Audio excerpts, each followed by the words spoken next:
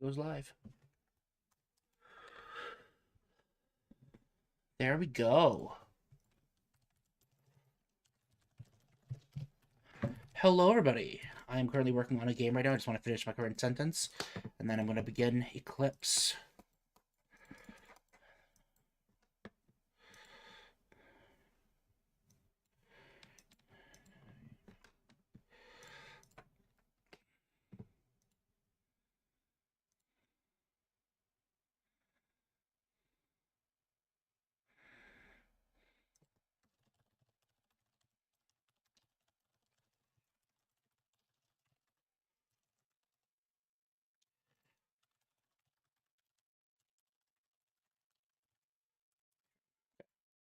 What the heck? I'll talk to you in a second, but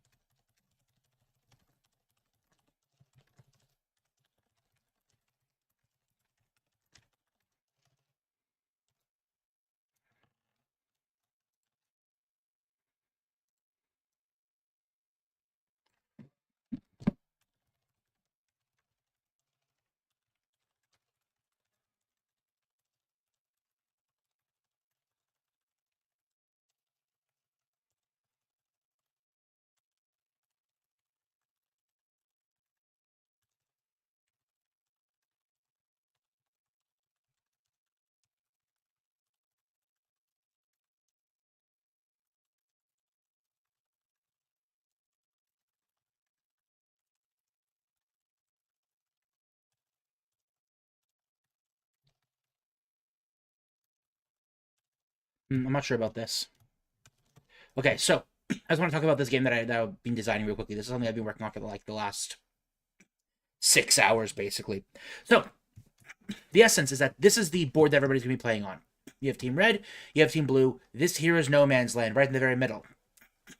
What happens is that people are going to be, they all have a bunch of units on each of these things, and they're going to assign them to each of the no man's lands in some way. This is talking about them having an attacking front.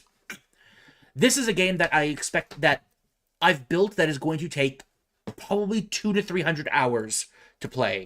It's meant to be played in a bunch of mini games. Like each tile here, every time that you invade a tile, will take like 2 to 3 hours to resolve. This is one of those mini games here. You can just ignore the like these tiles over here don't do anything.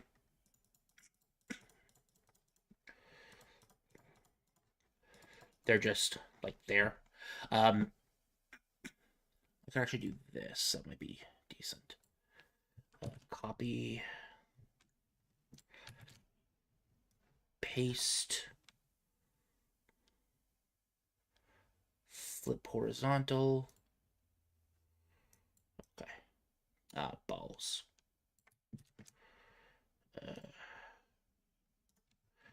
There we go. There we go. That's a bit better, I guess.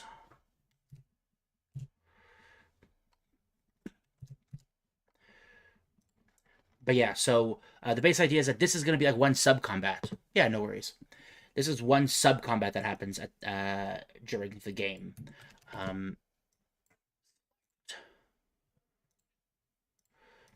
And the idea is that you're trying to win a bunch of little sub combats to slowly wear down your opponent over the course of the entire game. And that's the idea. That's the whole conceit, is that you're going to be playing one of these little sub-games. You're going to be moving your units around, trying to win little skirmishes, trying to gain, like, certain amount of advantages and disadvantages in combat. Combat's, like, and so, like, this whole thing is one game, basically. This entire thing will be one game that I expect to take 2 to 3 hours. You play up to 11 of them in just the first round of the meta game, the big meta game you're playing, which means you're looking at like 20 to 30 hours to resolve the first era, is basically what I have it divided into. I have eras are how long it takes to do one whole resolution of the main board, and then eras are divided into acts. Each act is one of these. Each act is divided into turns. and each turn is divided into steps. So a turn, so one act will contain many turns, one turn contains many steps, and each step will have like many things that happen within it. So like combat is one step, but then you might have to do multiple little like sub-combat sub-steps. So I'm even going to call them sub-steps. And this is the framework of the game. So basically, you'll have a bunch of units that will be dictated by a number. So like let's just say we started the combat here, and we all assigned how many units we're going to go into each of these. We then randomize all of these tiles, and one of them get chosen randomly. Let's say this tile was the one that was chosen randomly. This one right here. I send some units here, and from here. You send some units from here and from here. Okay. So what'll happen is then in this combat, we will resolve, well, since I sent them from the right and the bottom, I will have these, and blue will have these. We will then divide up the number of units we gave into each of these areas here, and then we will independently write down how many units are going to which tile where, and then those will be moved, and then you will keep doing that until eventually people will then knock into each other. And when they knock into each other, you do combat. And here is the essence of combat. It's incredibly easy to understand. I hope so, at least. And I think it's pretty decent. So I'm going to give an example because it's the easiest way to demonstrate. You and I, we end up fighting. I have 13 units going into the tile, and you have 7. Let's just say it's 7. So what happens is we will each roll that many d10s. Cool. Now, what's interesting is that the board here will have different properties on it that may give one attacking team an advantage over the other. So if there is an advantage, let's say that you have the advantage, you have the smaller team, but you have the advantage on terrain, all of these d10s will have +1 to their result. If you have advantage. Advantages can add up and cancel out until one team has more advantage than the other. Whichever team has more advantage than the other will get that +1. But it'll always only ever be a +1. If you have 15 advantages and your opponents don't have any, you still only get +1.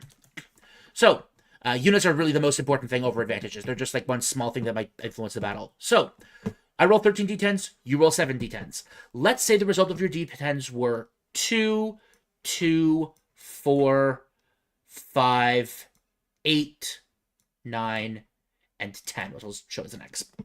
And then mine were 1, 1, 2, 3, 4, 4, 4, 6, 7, 7, 9, 10, 10. Okay, here we go. That's 13. So, what starts happening is I have more units than you.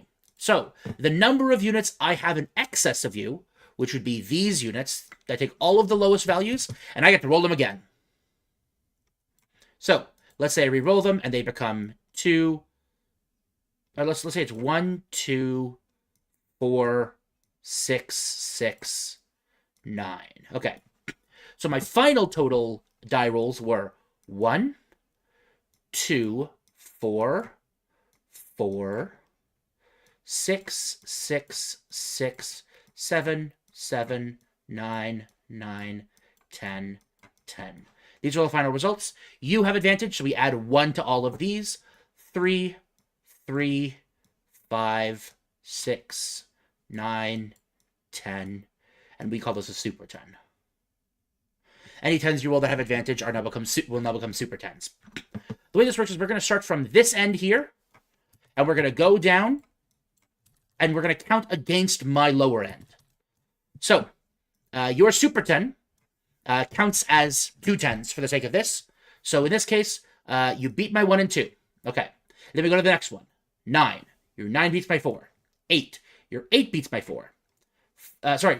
Let me try that again. Sorry. Super 10. Then 10 beats my 4. Then 9 beats my 4.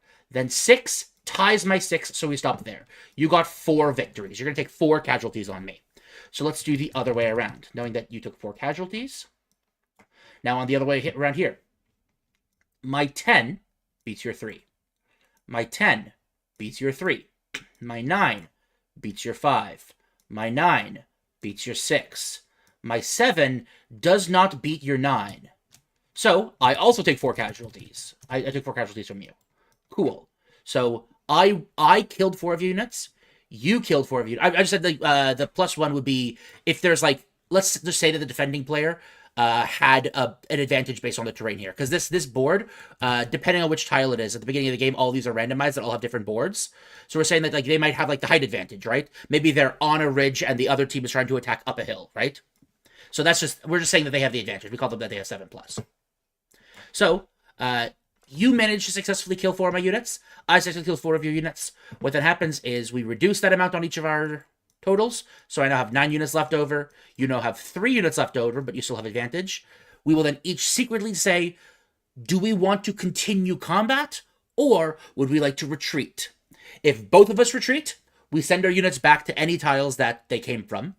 If one of us retreats and the other one tries to push, then the team that pushed gets the tile, and the retreat can pull their units away. But if both teams push, you repeat combat again.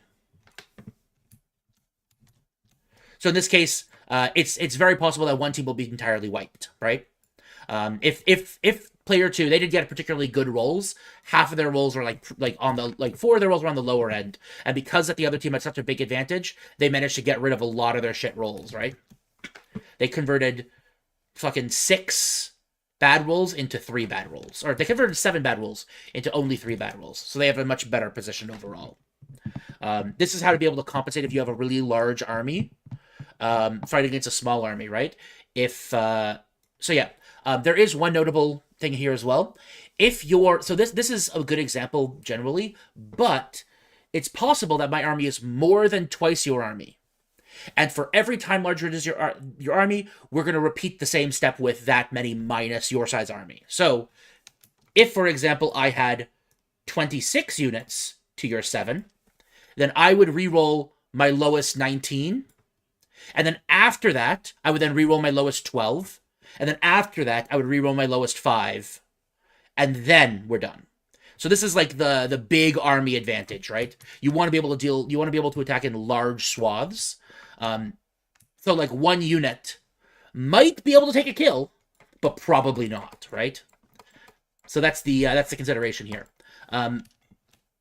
Notably, having advantage is really nice. So what happens when you run out of troops in the counting? If you run out of troops, you lose the tile, and the opponent will gain that tile. Eventually, combat will happen. If in this like medium game here, this is the medium. So basically, this is the large game, this is the medium game, and then these are like small instance eps. So in the medium game, eventually tiles will be won and lost, players will be losing their troops. You can choose to retreat your troops by walking them off the side of the map entirely.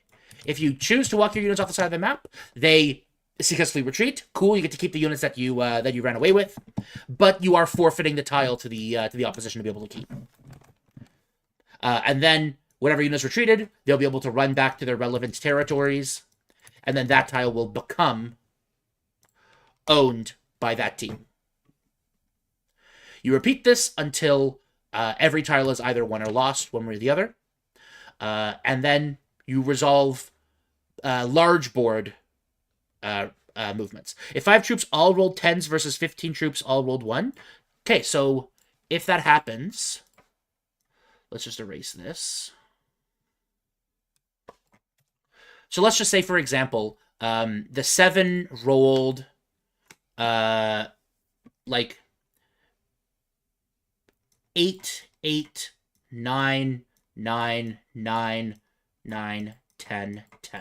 Or just 10. Yeah, so like this. So they have those 7 rolls, and 13 rolled, 1, 1, 2, 3, whatever the fuck, right? Eventually, you'll reach the end of counting, and then 7 just stops. There is no more combat to be done, right? If somehow you do the other way around and you're counting from the right, and you still are counting and haven't reached the breakpoint yet, you wipe them all out. All of these guys are dead. But if you count this way to see how many times you get to kill the opponent, and you reach the end, you can only kill 7 people. That's it. So you might be able to, as a small unit, take 7 off of a large unit, and then you can continue to do combat again, right? You could loop. It's possible that that this 7 plus 13 plus, or sorry, 13 versus 7 plus could become like 10 versus 7 plus again, right? It might be possible you lose no units and the opponent loses some units, right? So in your exact situation where if I have 5 troops that all rolled 10s versus 15 troops that all rolled 1s, then the resultant will be a 5 versus 10 in the next combat. Not likely because of the advantage, because it would mean that the 15s would roll all the 1s, and then they would get to roll 10 more, and then they would get to roll 5 more, removing their lower end, right? So it's unlikely. It's still probable that the 5 is going to take a few pot shots off of them, which, that's the whole thing. If you send 1 unit into Kamikaze, you're probably going to get a kill. But it's also very possible that you won't. If you don't roll great, you lose. You have to roll really well, right? Because you're going to get so many rerolls off of it. It's very possible that, like, if I have, like, 22 units, and you send in 1 unit to attack, first of all, I have 22 units and advantage because you're the one attacking on me, assuming that we have no other rolls. And then you get 1 single roll, and they're going to get over 100, re-rolling to just beat whatever you rolled here.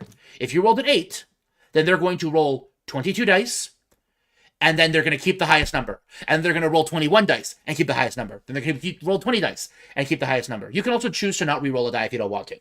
You could just choose to not re-roll and just keep going until you've done that, right? So you get a ton of re-rolls to make sure that you can crush the opponent, right? It's pretty fucking brutal. But you might still be able to get 1 pot shot on them if you're a little bit lucky. But it relies a little bit on luck, and then you're trading 1 unit for 1 unit, realistically at the best. So you want to be able to have a comparable army size. You can win with a numbers disadvantage if you have the advantage. If you have, that's what the plus here, just to say you have the advantage. But it's still kind of unlikely, right? The big unit size really does provide a huge difference here. This would be really cool if it were automated and fast-paced and there were multiple types of troops with different properties, advantage, winning ties. Yeah. So that's the thing. I'm planning on turning this into a game at some point, like an actual, like... I want to make this into a literal, like, board game first. Because I still like the idea of saying you're going to be playing this over the course of 200-ish hours. Because that's what I expect it to be, right? 200 hours. And each one of these games is going to take about 2 to 3 hours. But if you're playing it in a system that does all of the math for you, and you get to do all the things privately, and then it just does everything automatically, then it will end up taking significantly, like, it'll take significantly less time, right? You might be able to finish one of these games in like 4 to 5 hours without all of the manual die rolls. It'll just say, here's the result, bam, here's the calculations if you want to see them. And 1 combat step, which would ordinarily take 3 to 4 minutes, which that's all that it really would take. 1 combat step takes 3 to 4 minutes if it's a decent-sized army versus a decent-sized army, right? But on a computer, it can just be done in less than a second, right? You can add in, say you have like 2-hour times for each player, decide how they want to do things, and you keep going until this whole thing is resolved. So 1 turn is composed of 5 steps, each step being taken by both players and done in order, and each act will have a number of turns that it takes to resolve everything, with a clause that it might resolve in nothing. So realistically, I'm looking probably 12 to 20 turns per act, and the number of acts per era, the very beginning, depends on how many no man's lands there are, which at the beginning of the game is 11, but realistically you're looking at like 11 to 20. And the number of eras in a game, which I guess is the whole meta thing here, realistically you're probably looking at like 30 to 50. So yeah, that's the game. It's a whole thing. I think that this game would work best if you were playing against an AI, but it'd be also neat if you'd be able to pick it up and say, here is my next movement. You play one of these games every once in a while. I've designed it to be... I feel like you already know who would win like halfway through. Whoever's dominating will win more battles. That's not true, because the big thing is... it all depends as to how you take over different spaces, right? Whoever has more territory is going to end up winning, right? But by using clever use of units, abusing advantage, manipulating the different tiles, because like these tiles aren't all the same. This tile is going to be different from this tile, because at the beginning of the game, you all will randomize the different terrains, and different terrains will drastically change how you want to be able to tackle different things. So you might want to send a large set of units down one particular path. Maybe this path you see is like a little bit weak on the red side. They can try to reinforce it, but if you think you can take them over, even with a smaller unit, because you're going to have advantage based on the terrain, you can win accordingly. The whole game is about small individual battles with playing into your odds, right? It's possible you could just get completely boned by RNG, but realistically, I think that this is way more nuanced and interesting. So yeah, let's swap over to Eclipse. Let's do a single run. Getting through those last 50 hours, though, in two-player competitive game would be rough. So, ideally, the whole game would... So, the game does have a finite end. The game will eventually end, just mathematically. That is just how the game will go. Because there is, a lose condition that isn't just you lose all of your units.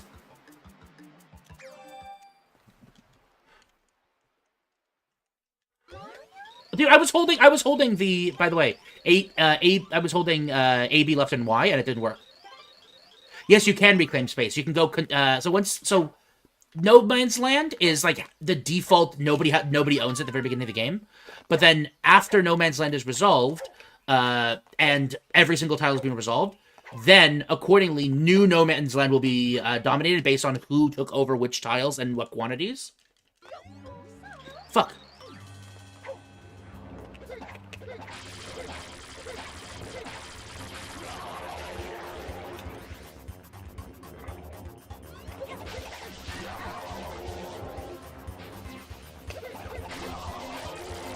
It's fine.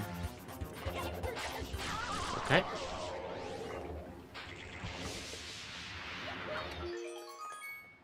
Okay, that's pretty good.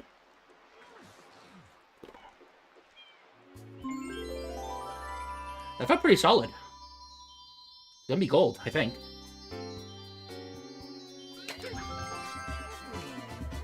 It's not gonna be better than my run the other day was gold, unfortunately. The run that I did yesterday was fucking phenomenal, but I did get to save it, unfortunately.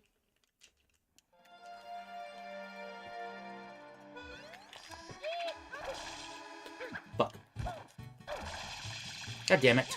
Oh my god.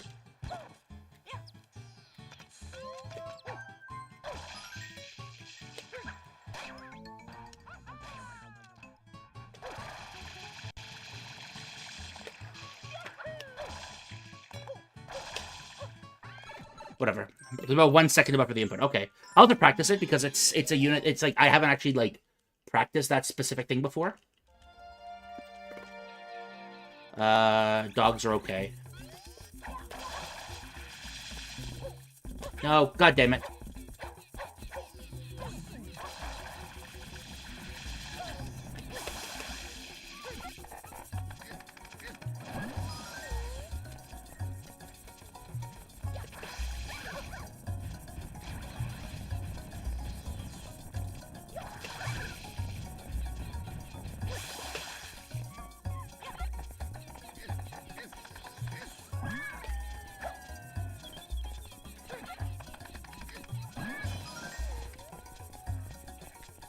Sweet.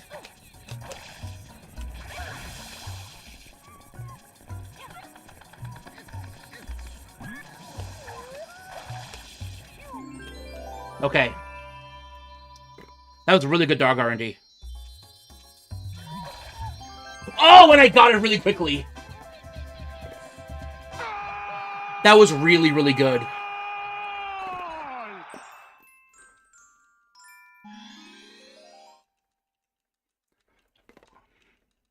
That was a good gold. I'm happy about that gold. I also had good movement into it, right?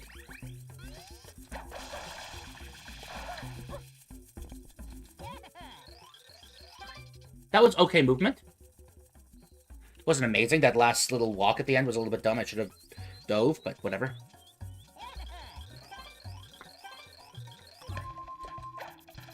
Yeah, the plaza... Oh, you're right. The plaza was rough.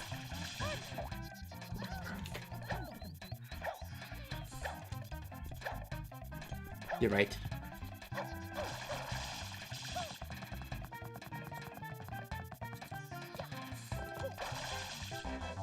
Play it safe rather than sorry, right?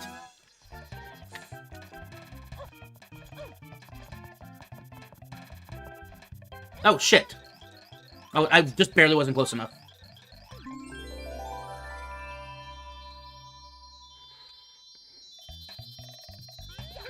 I'm gonna lose, like, fucking half a second. Yeah. That was dumb of me. I just barely wasn't in the right area for it. That could have been a gold if I had not if I hadn't fucked up the movement there.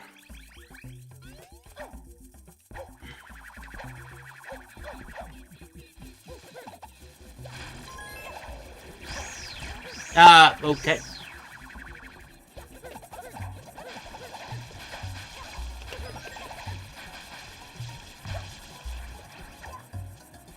Saved. That was scuffed. Oh. I'm not even gonna pretend that it was anything other than just being completely fucking luckily saved. It was just fucking luck, dude.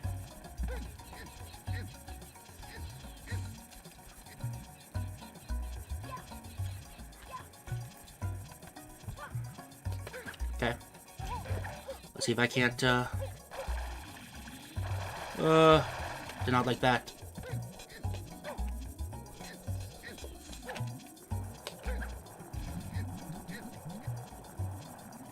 Okay, whoop.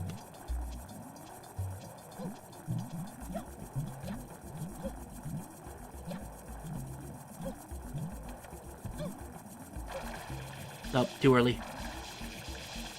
Damn it. Oh, dude. I feel so bad. I had, you know, when I'm beating your pace and then I just miss fucking Yoshi skip, right? It was like I get it, like, a bit over a third of the time.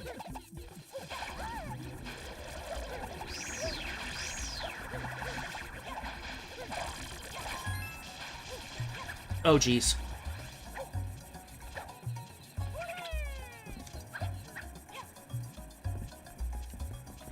Oh, come on.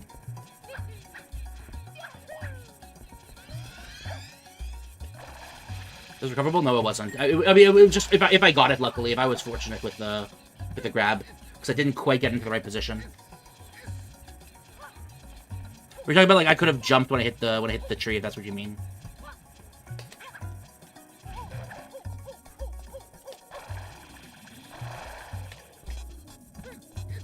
Because I don't know how to do that consistently, and I don't want to spend more time doing it. There's just a waste of even more time, because I will not succeed. I've tried a handful of times, and I've never gotten it, so out.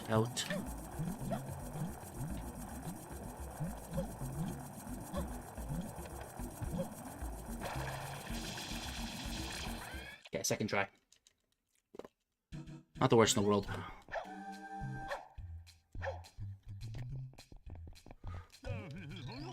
Right.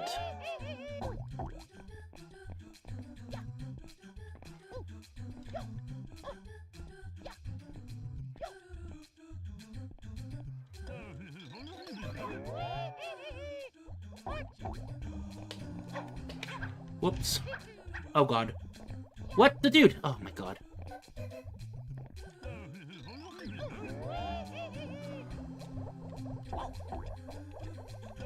Did I go too far? Wait, no, I didn't. Oh no, he had a good spawn, dude! Oh, I fucked it up. Dude, he had good RNG, but I missed the fucking...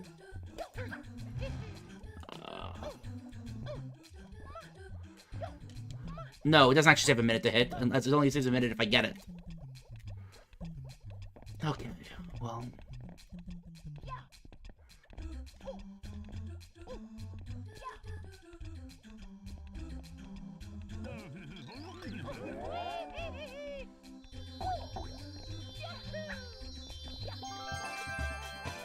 I guess it does technically give me one extra shot, right? Man, that was one fucking failed Pianta. I can't believe that's how much time I lose off of one missed Pianta skip. That's so much time. I lost basically 10 seconds. Well, sorry, not 10 seconds, like 2 minutes is what I meant. I lost my 10-second lead is what I was saying.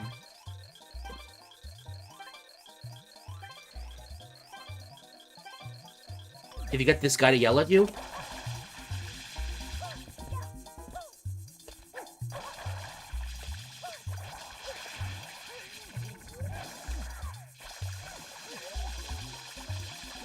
I missed it.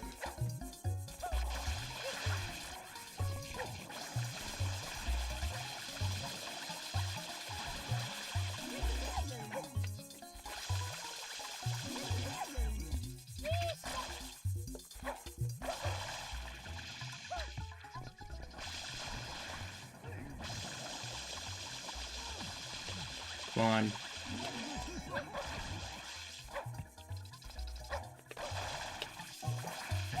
Oh, well, that was bad.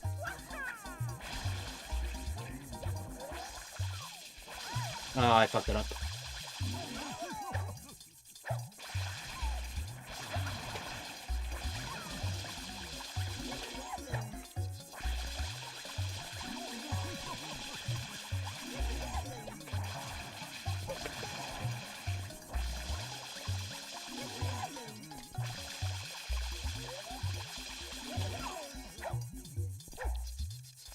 No, jeez.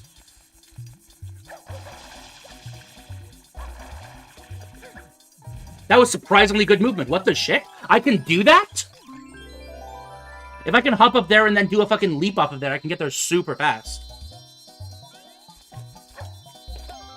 Nah, whatever. That was an okay Pianta 6. I'm not gonna complain. Wasn't amazing, but it wasn't terrible. I've had amazing Pianta 6s, just not in a run.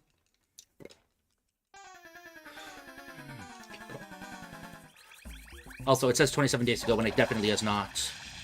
Whoa! Okay, that's a new one. I've never fallen down there in that direction. I've fallen on the other way plenty of times, but I've never fallen on Pianta bits there in that direction.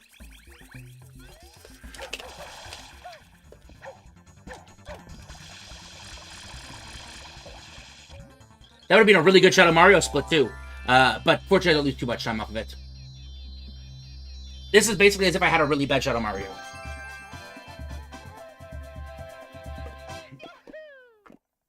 Okay, I'm not going to complain too hard about that.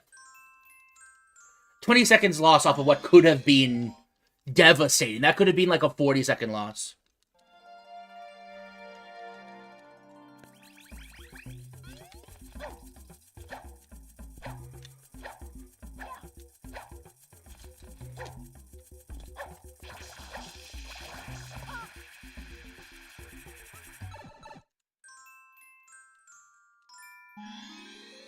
No, it's not Delta. It's against PB.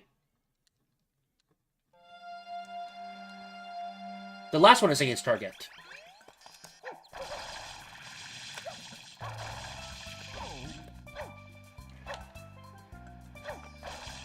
Oh, come on. How the fuck did that miss? How the fuck did that miss?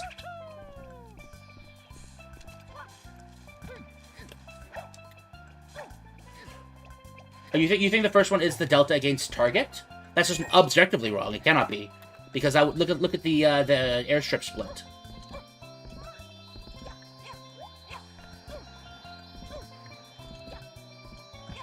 Oh yes, previous segment row at the very bottom is that. Yes, you're correct. Oh fuck, dude. I thought you meant like the Delta at the bottom. Yes. I'll go fix that at some point. I didn't realize that was, I've manipulated it a little bit ago. I'm not sure what the...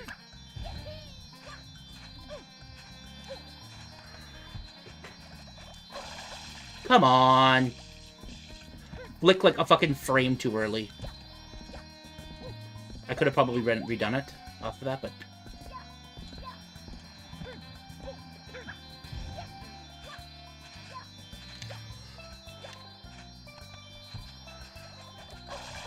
Oh, come on!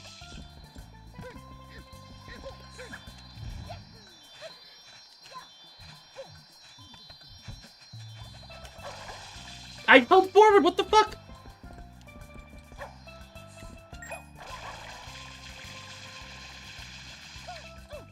Oh, come on. Well, it's only to be expected that I have a couple runs that lose to Pianta Skip and Gelato. Oh gosh. Oh my god.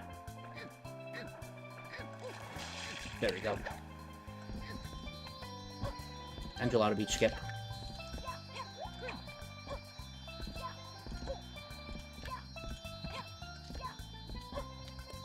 Ooh.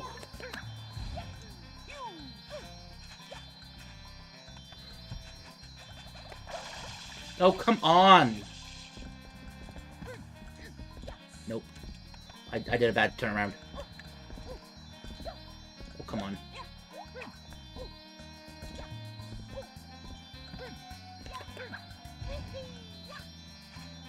The one where you don't do the lineup? Dude.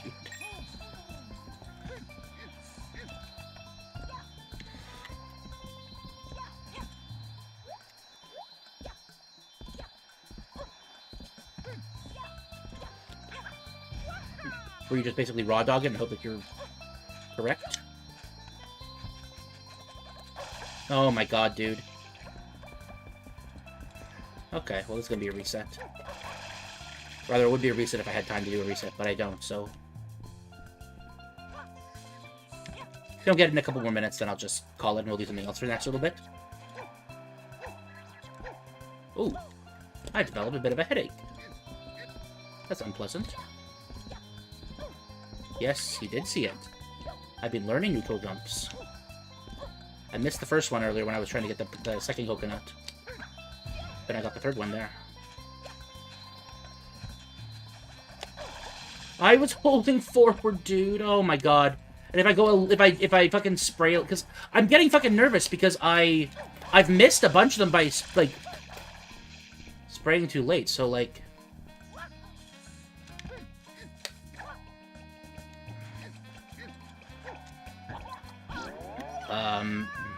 I know these are early hovers, but they're early because I've missed a couple of them by going late, and I'm getting fucking paranoid. Like, oh, did I miss the fucking timing?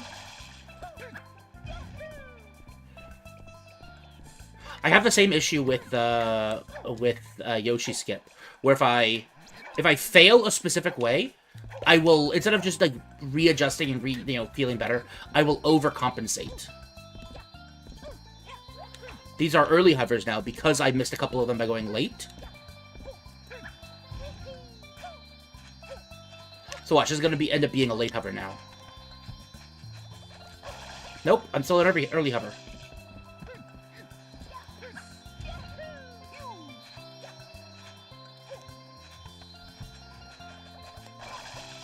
Yep, that's a late hover.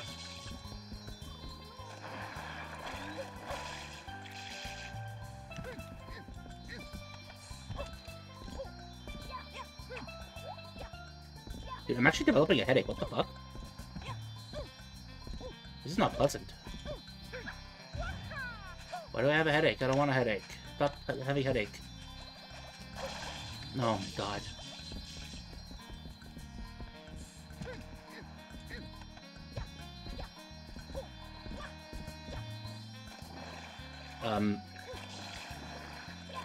Thanks, game. That's only what I meant to do.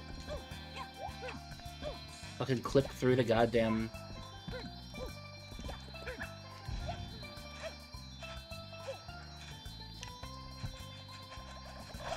Oh my god, I didn't even clip!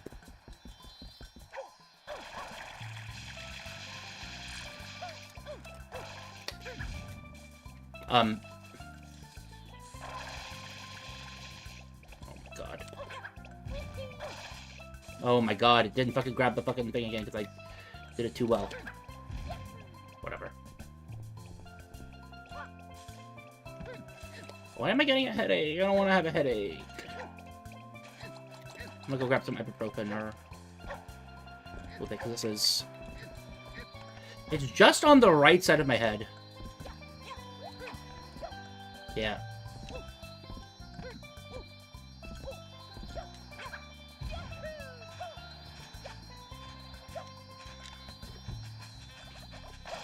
Oh, early again. Overcompensating. Nope. Bad turnaround. I have to readjust.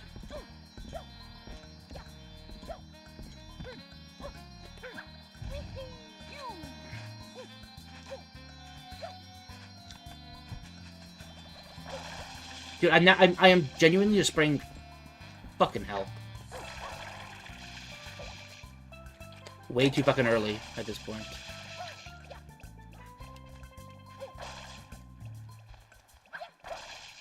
Oh my god. There we go. That's what I was been trying to do, basically. Okay, I might have to actually call it in, because I can't... I'm focusing more on the radiating pain coming off the right side of my brain than I am the run right now.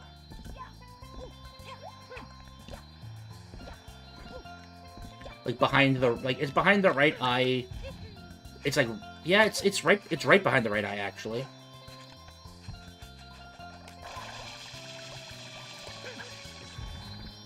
Did I... Oh my god, did I overshoot?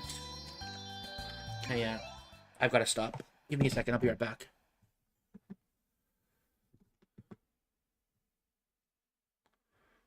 Okay, I'm just gonna be right back, because I'm beginning to ache. I need to go grab some drugs.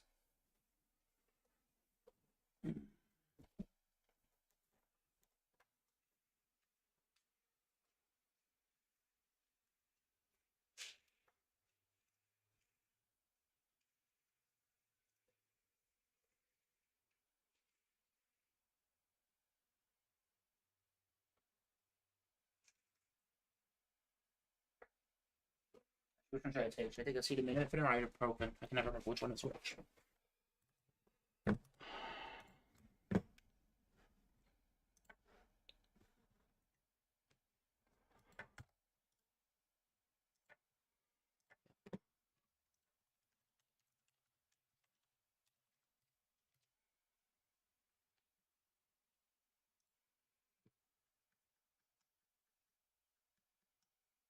want acetaminophen, okay.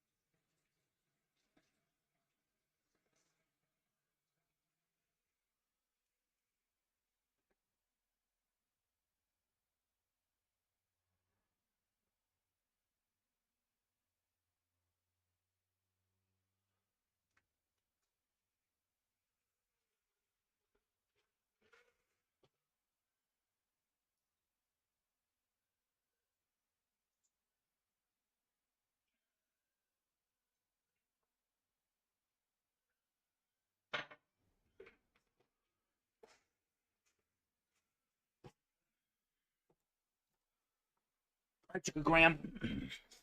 In my visual cue, I find it helps to just stare at that tile and try to hover when Mario reaches it.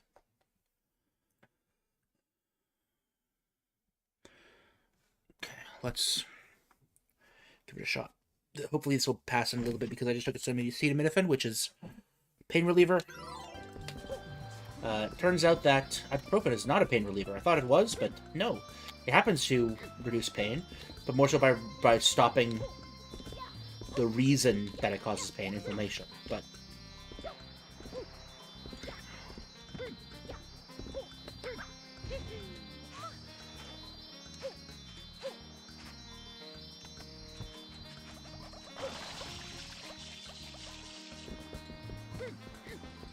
I just clipped through it again, by the way.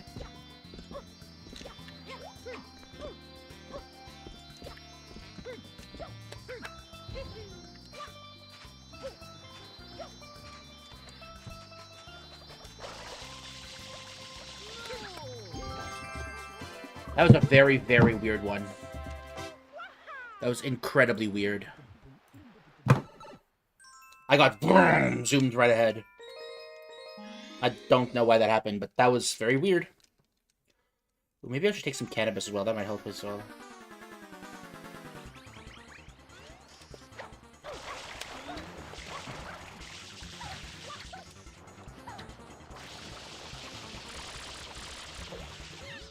Pretty goofy. So yeah, I'm not actually continuing this run, but...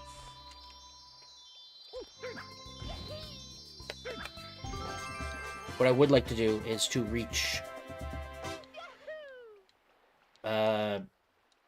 is to get to Sirena. Yeah, exactly. Acetaminophen is like actually a pain reliever. In tandem, so should I also grab ibuprofen? How do I get to Sirena from here? It's this way, right? This isn't... I'm not doing the correct path. I'm just trying to get to Sirena so I can do a specific bit of practice.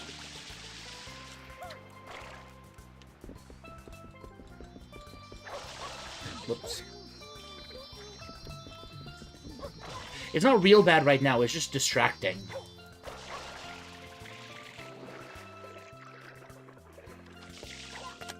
Oh, come on.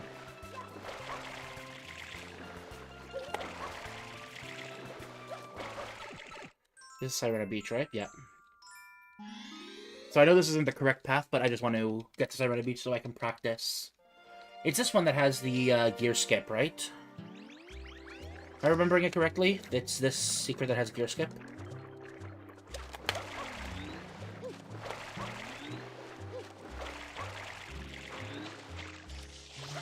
Yeah, unfortunately, I just took a gram. I took the recommended... take this amount. But 2 if you're feeling kind of a lot of pain. And I'm a big guy, so... I took 2 500s.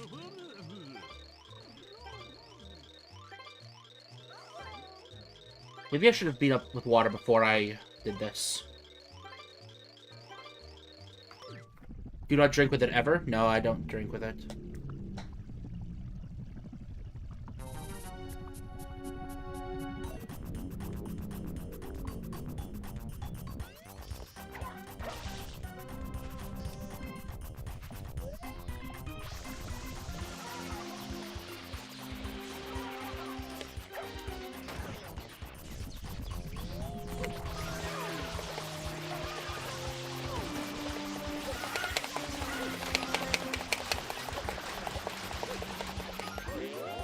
Ooh, I'm about to get juggled really badly.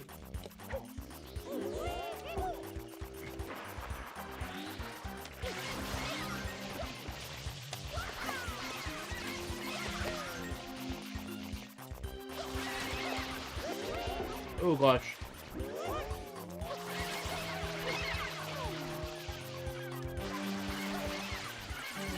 Else lazy liver? Oh, that's a little scary. Can it cause liver damage? Or is it just like you might be, you know, you might have like liver issues with like alcohol poisoning kind of thing?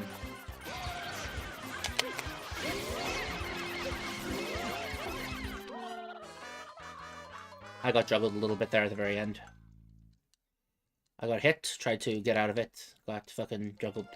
Oh well. I'm actually trying to do a really aggressive run, so... Oh, come on. Is this faster, by the way, than going all the way there? If you OD 5 grams or drink with it, you might just die. Cool. There's no way that doing this is faster, right? You're kidding me! That's such bullshit! Come on. Okay.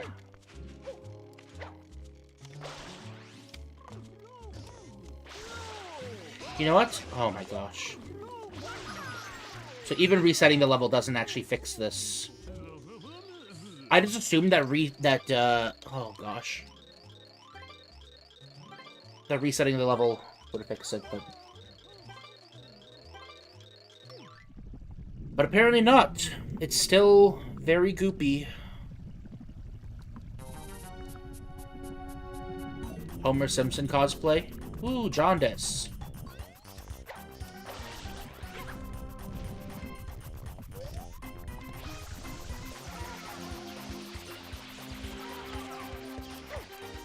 Which is what I thought you. Which is what I think you mean, right?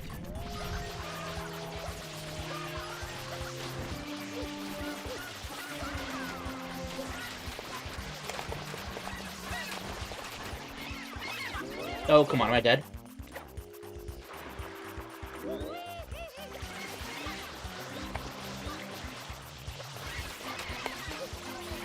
Wait. Where the fuck are they?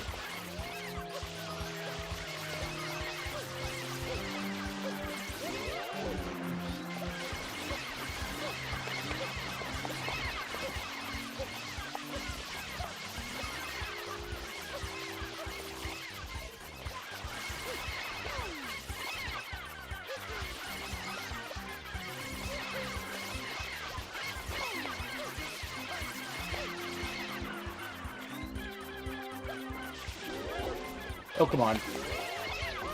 I'm gonna die. Never mind, I'm not going to.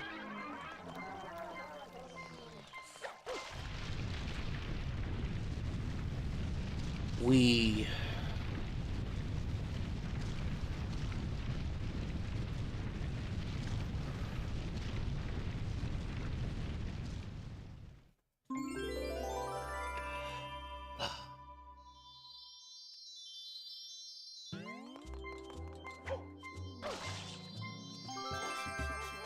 I learned all this after Dungeon Trees, of which I've had a couple. Yeah.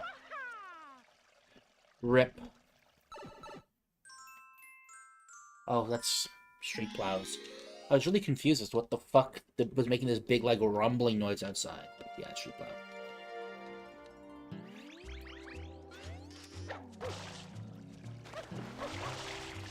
Oh, I missed, damn it.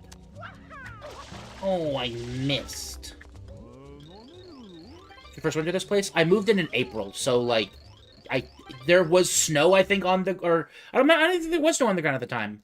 If there was, it was really well, like, handled, so I don't even think there was snow. So yeah, this is basically my... Ooh, saved! You see that shit? That's how you save it. Okay, so it is this. I'm going to make a save state, because this is a place I want to practice. Well, not here, but...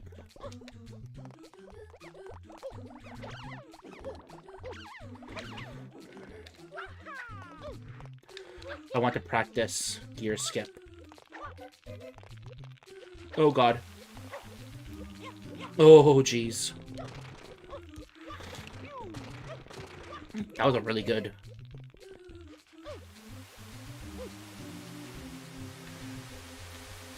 I saw that little skipperoo. Did not appreciate that. Okay, so... do I have to do it from the previous sand? Or can I do it from here?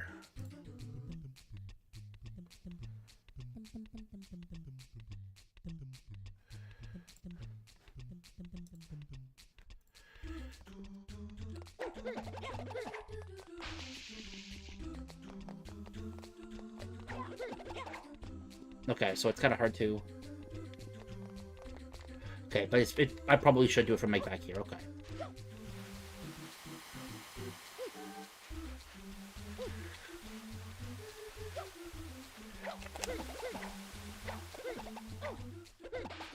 Okay.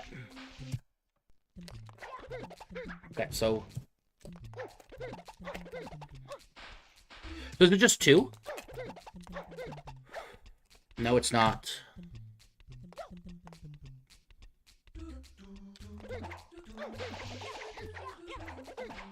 It's three, so I don't think I can do it from here then.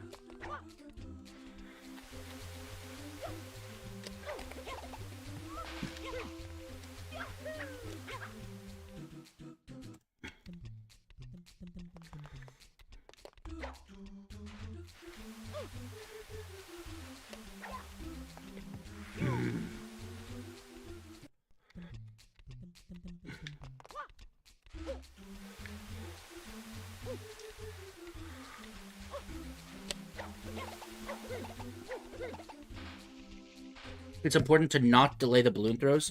They cancel your vertical momentum so soon. Okay.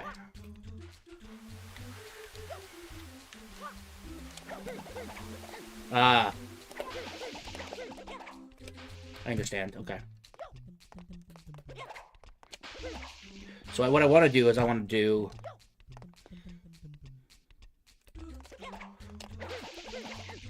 So it's just, what, 2 throws? Okay, so kind of like that. So it's 3 into that, so I gotta do... Yeah, okay. I understand. Okay.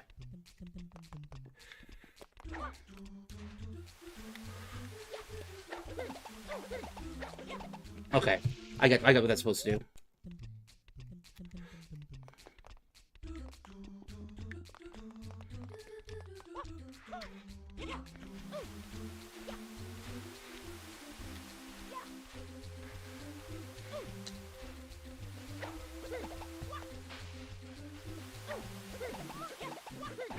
Okay.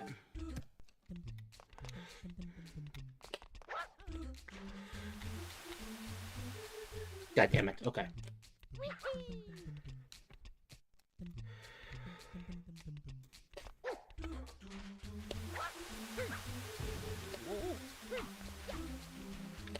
Yeah, I think so as well.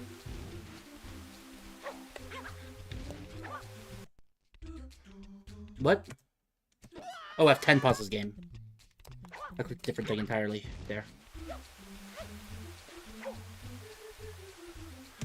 Okay. We're just gonna go in the exact reverse direction. All the way there. Then we're just gonna go all the way back. Because that just feels less painful.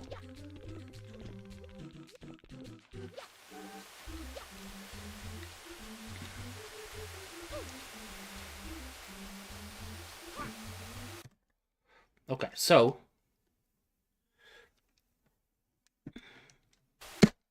Fuck.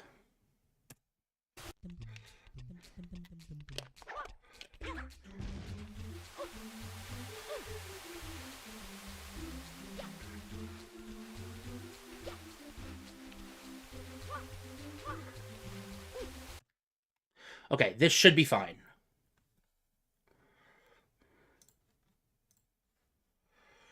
So, let's come to... Oh, fucking hell. Slot 8. Cool.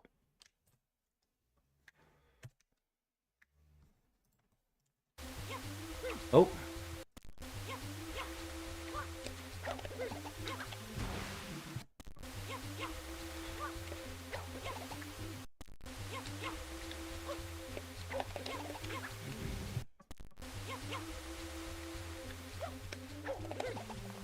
No, dude.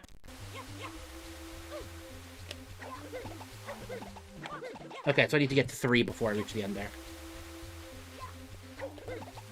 Oh, come on.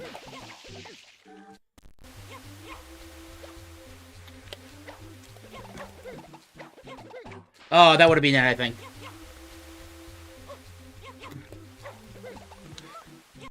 Okay, so what I need to do is I need to get the first... I understand what I need to do. Okay. Oh, come on.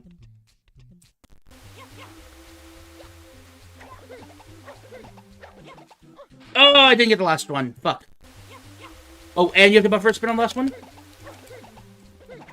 Okay, I didn't realize that the last one was even... Oh, come on. Oh, come on.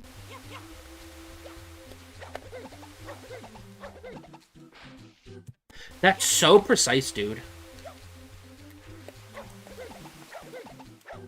Okay, so maybe it's actually slightly less precise than I thought, because I can do... Okay, so I think I've got an idea. I mean, it wasn't it, but I understand your philosophy. Okay, so...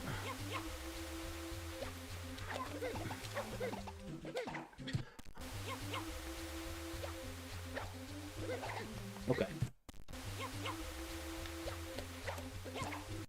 I'm pressing it as fucking fast as I can, bud. Half the fucking times you'll see I fail because I'm pressing it too fucking fast. Like, have you ever seen me fucking pick it up on the ground? It's because I'm like this. I did it too fast.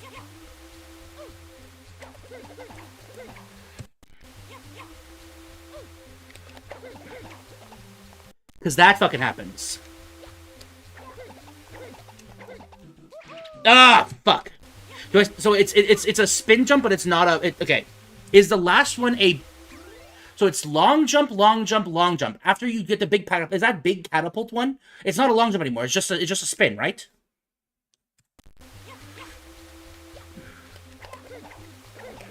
That was terrible. Oh, fucking hell. Yeah, so every time I grab it, it's because I'm doing it too fast. So you're saying, go faster, but I'm failing half of them because I'm doing it too fast.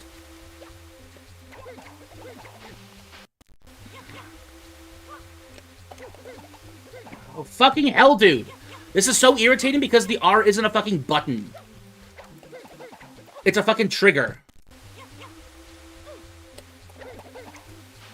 That one I did too well. Fuck! Yeah, that I just didn't even throw well. Oh, come on!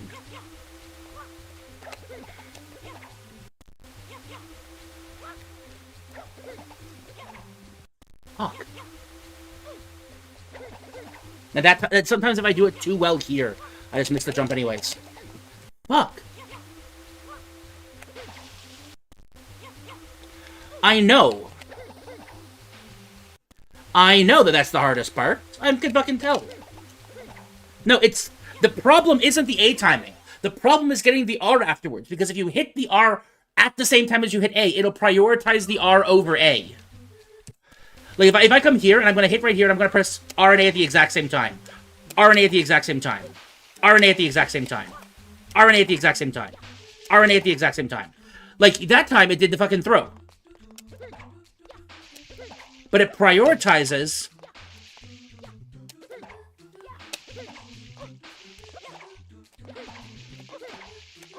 So you have to do these, like, skips.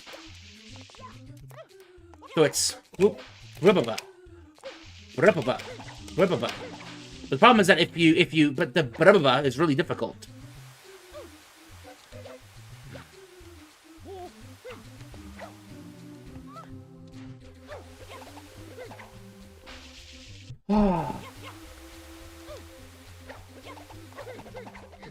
And then sometimes that just happens anyways.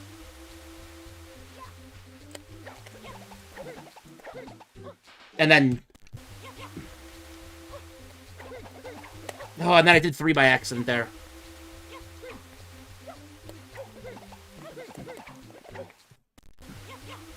For some reason, I just didn't long jump there.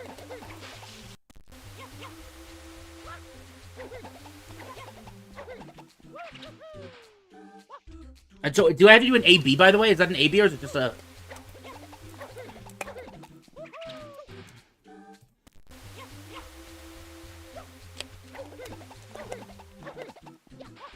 Oh, I didn't buffer the fucking... Okay.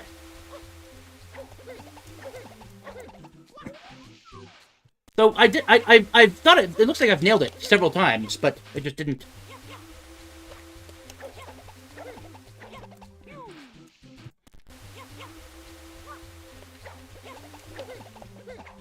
I've gotten the Brapapa a few times.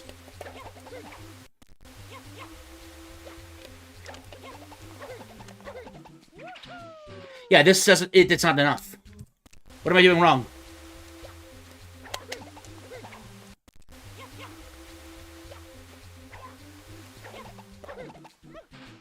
Oh, I didn't fucking...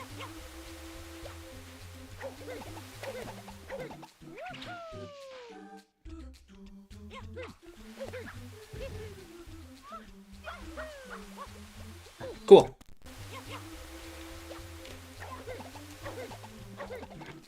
So it's actually not that bad. I just... The problem is that... It's got muscle memory that's a pain in the ass. And that can happen too, right? Because, like, the problem is that if you don't, like, take the maximum amount of room... Yeah, even if it's straight ahead, though. Like, look at that. That was, like, basically perfect, but it's not enough, right?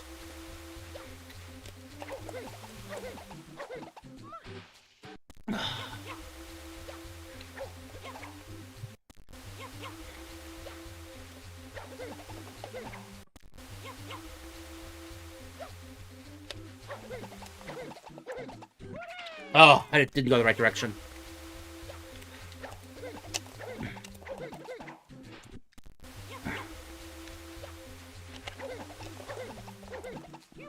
Wait, what?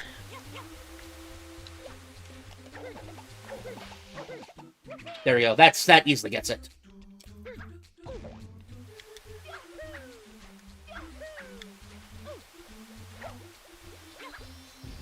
I didn't let go of L there.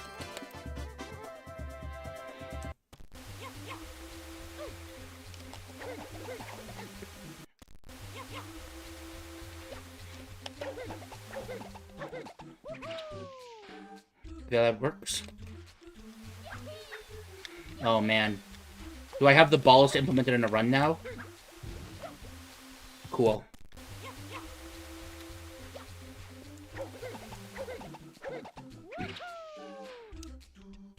Oh!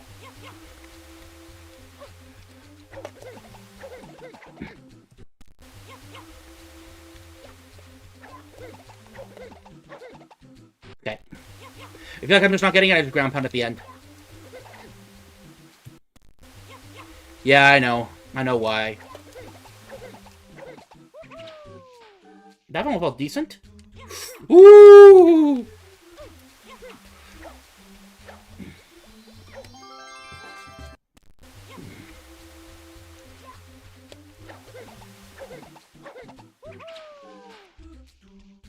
No! That one... Okay, I just didn't have speed. Oh, I went off with the entirely wrong angle away from what I pointed. I wonder if I actually can do it on the short. I don't wanna, because that fucking sucks.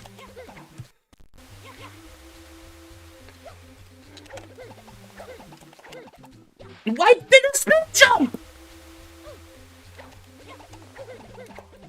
I did 3 by accident. Oh, dude. Okay, and then I fuck it up.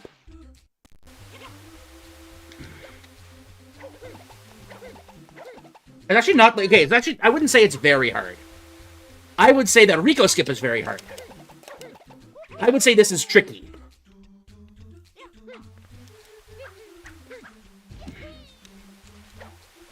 Yeah, I would call that tricky. That's all I would say. Yeah, so here I knew I don't make it, so I just recover and go for gear.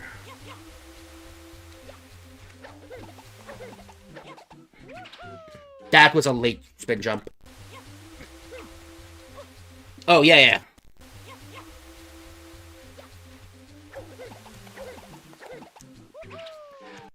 I just jumped late. Dude, I spun! I hate how inconsistent the spin jumps sometimes feel, because you need to do it really fucking fast.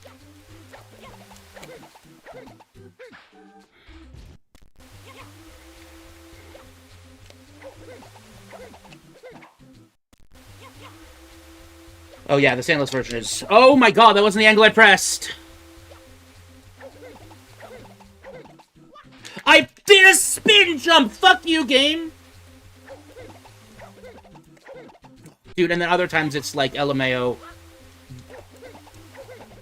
Ah, I pressed it 3 times.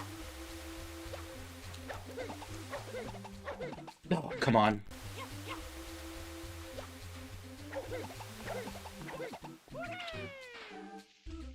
Oh, come on. I don't know why that one was so fucking far. I thought that one felt pretty good.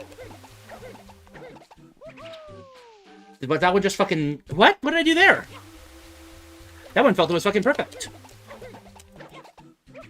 That one I got a huge fucking boost out of. I guess it really just is fucking ground pound timing.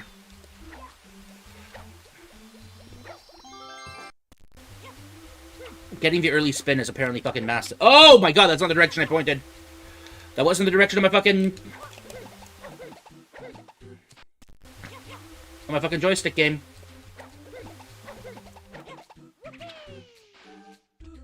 Yeah, spin jump timing is like the only thing that matters.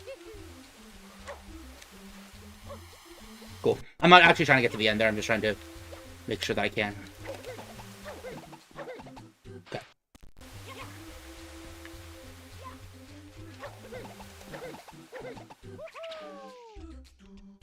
Oh, no, I just barely didn't make it.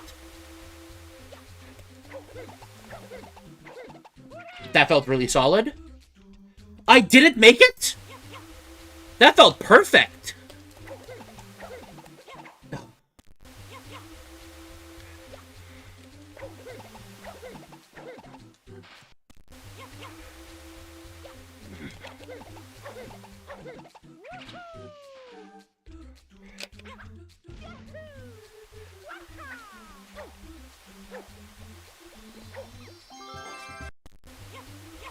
Practice recovery, by the way. Like, what do you mean recovery? Like, just doing gear? Yeah, but I mean, if I fuck it up and I don't feel like I'm... Yeah, like that one I'm just not gonna do, I just go do the gear. I'm not gonna recover and then try gear skip again.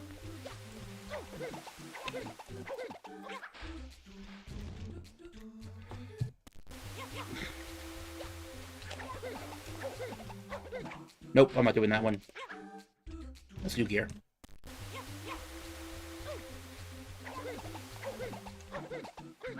Nope, that's a gear. Bad angle. Didn't feel consistent. Nope. Oh! Excuse me! I was pressing ground pound!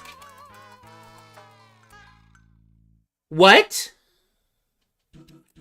I was pressing ground pound and it just didn't ground pound.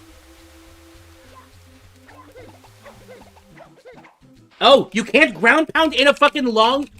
You can't ground pound when you're long jumping.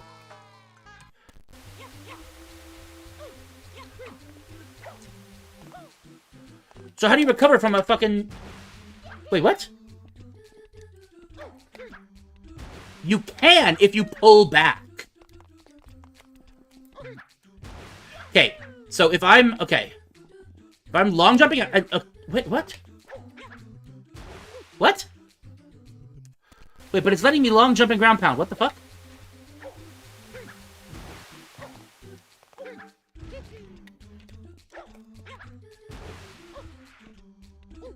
Why can I do it here? Wait, what? Yes, you can.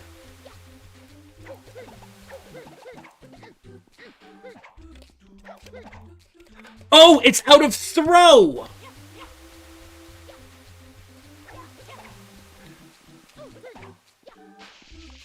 So if I'm just midair, then I throw. I can't take any actions. Whoa, okay.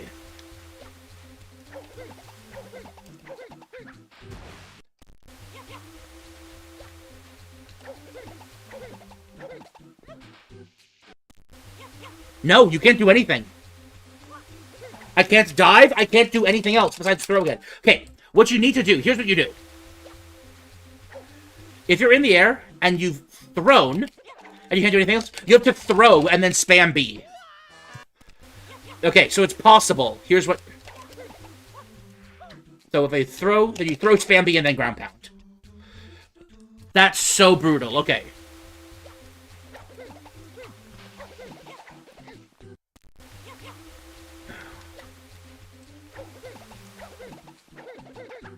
That was me saving it, by the way.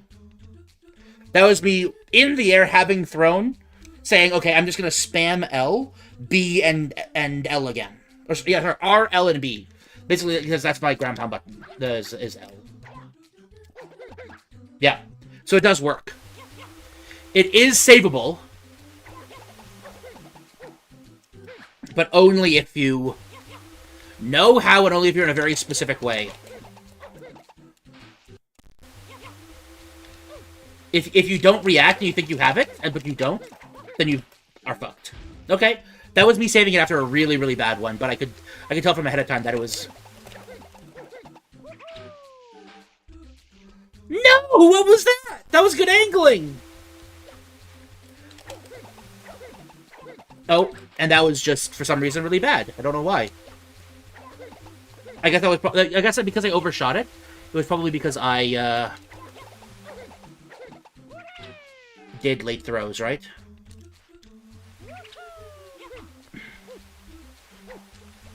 That would have missed gear. No, I know it missed gear.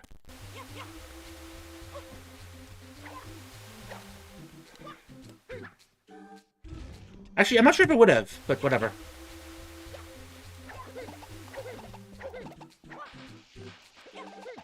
You can get pretty fucking far with just the fucking jump there.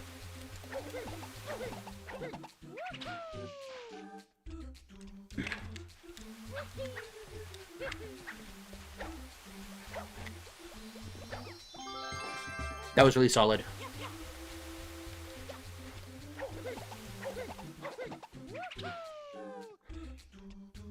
Oh, God. Whoa.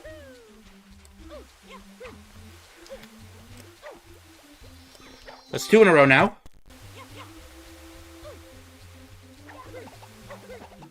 Nope, I'm recovering. I'm saving. Yep, that's a... So I'm still actually... I will still call that a 3 for 3. Okay. Hey, barely is still a save. I committed to that one. Whoa, that was fast. That was a good distance. I got the fucking second block.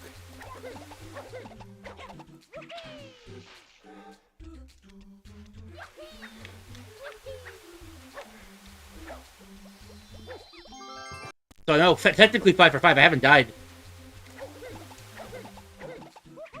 Ooh, that was also a really solid one.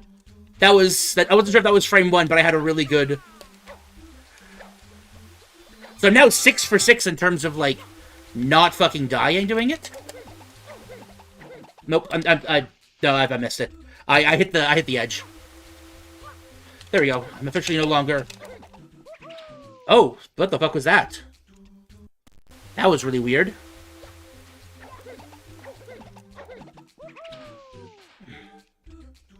I had to recover in the air and the direction, but I was still fine because I had enough, because I had a really good...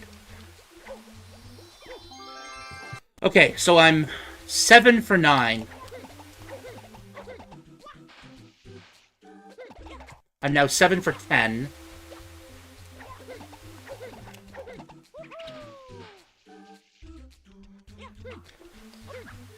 Okay, so I'm now 8 for 11 in terms of... Okay. I'm not even going to count that as a save, because it was just bad. Whoa! That felt great! That was a really good one.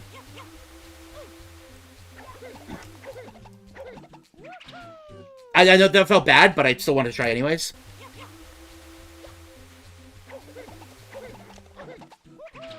I don't know about this one. Okay, I got it. Okay, so I'm getting a better intuitive sense of which runs are... this one's not gonna make it. Yeah, I should have abandoned it, but... This one feels decent, if I can get the jump. Which I didn't! Oh, dude, I hit the fucking... Nope, I'm abandoning this one.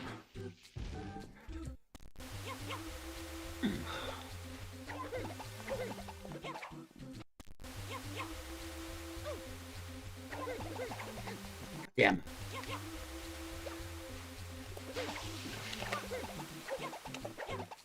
Nope. That was just dumb of me to even try.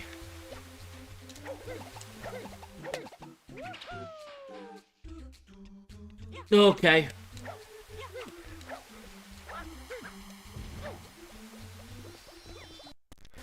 So I'm able to get it. Nope. I'm saving it. I apparently didn't save it.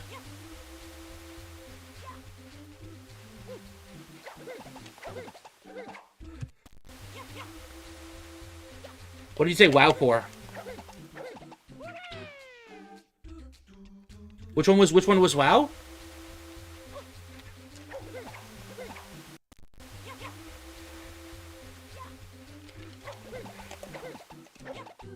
Oh yeah, the one where I like grabbed. Yeah, that's yeah. So those two. So that specific. So basically, there's a very small unit difference. Like when you said, "Oh, I barely got it." The two runs where I fell and wasn't still spinning are ones where I just barely didn't get it. This one feels like I'm gonna get it pretty easily, actually.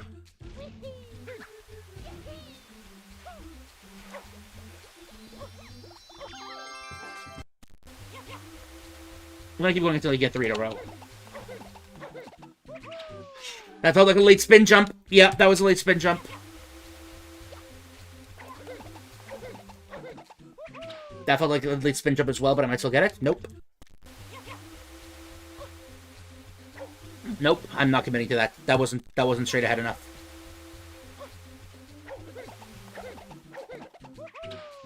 I'm gonna make it. Wow, that was a good fucking jump. Okay, so that's 1 in a row.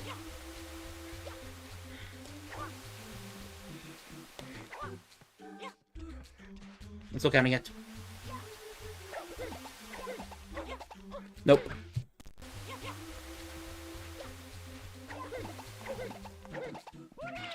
Late spin jump. I knew that was really late. That felt good. 1 in a row.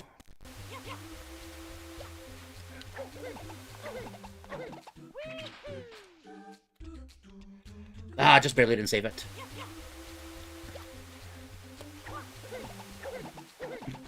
Nope.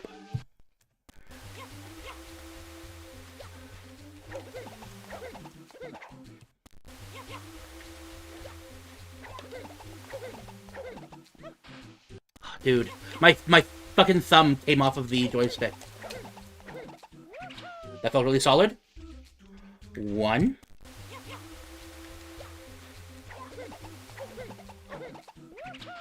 That felt okay. That's gonna grab the ledge. Yep. 2.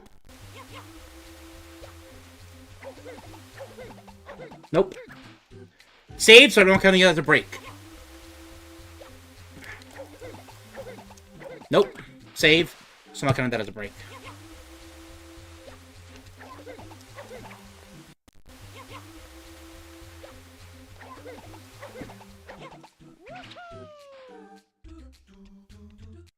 Oh, I've got an idea actually. I want to try something.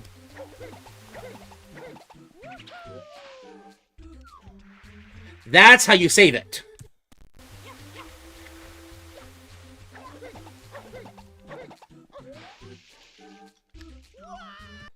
Yeah, but I've got to jump in order for that to work.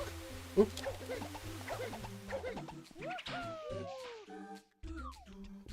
That was a good save. Okay.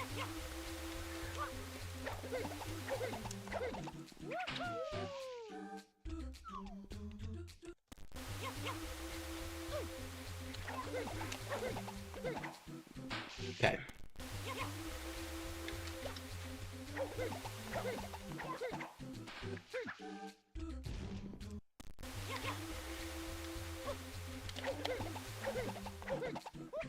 That felt really solid. 1 in a row.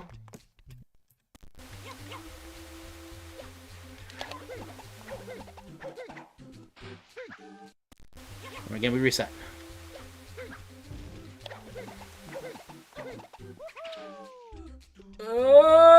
Nope. That's another just barely missed it.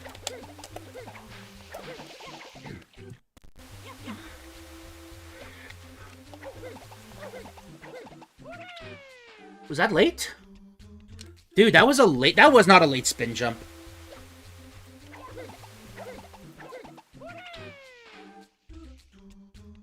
Huh.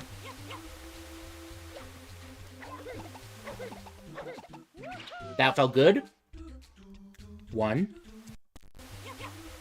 Once again, 1 in a row. Nope.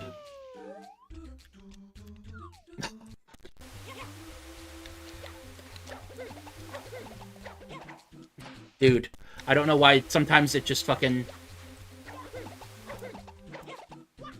It didn't spin? And that was a late... Dude, how is that a late spin jump?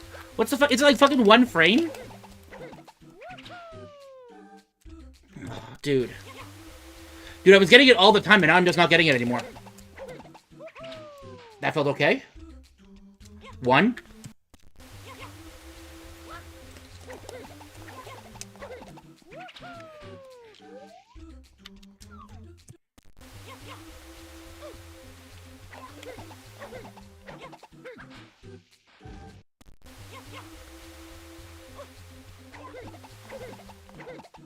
Oh, I did that too well.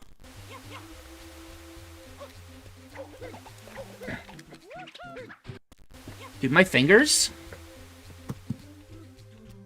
Oh!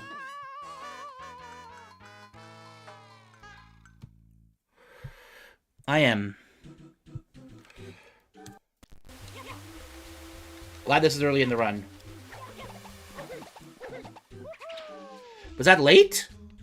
It was late.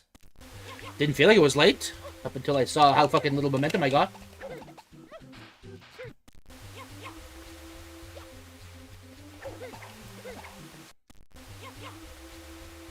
So the throw doesn't give you any speed, it just... Was that also not right? That wasn't good enough? Was that a bad spin jump again? Dude, why is it not fucking spinning? You know what? I'm gonna try something.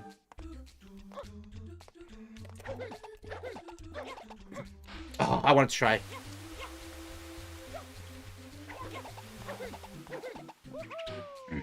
Dude, how is that not enough? I'm not fucking... You're vibing off? What do you mean you're vibing off?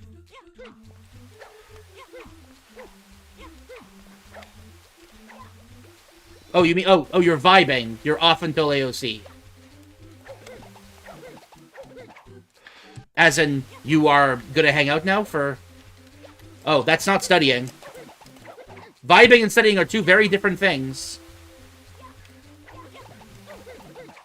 In fact, I would say that they're very opposite things. Do you vibe off studying? Is that a thing you vibe off of? It's chill vibes? What are you studying for, out of curiosity, before you go?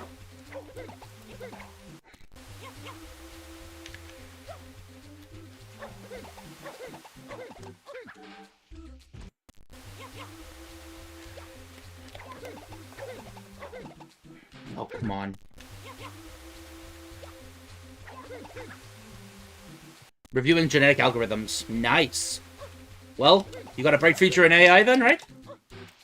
Hope it goes well. Good luck, man.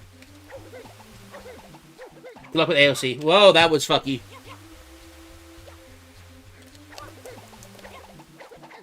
Oh my god. Yeah, I honestly think at this point this is finger fatigue, because I'm having bad spin puts, and it's not like controller bad spin puts. I can feel that I'm doing bad spin puts here. That was okay. That was a good spin put. That one was the controller's fault. That was bad. That was a late spin put, but it might still get it. Yeah, if I had a straighter angle, that might have made it. But oh, dude, yeah, because I'm not able to do the fucking proper spin anymore. I'm realizing that I'm just kind of like because my thumb isn't on the fucking thing because the tip of it's getting fatigued.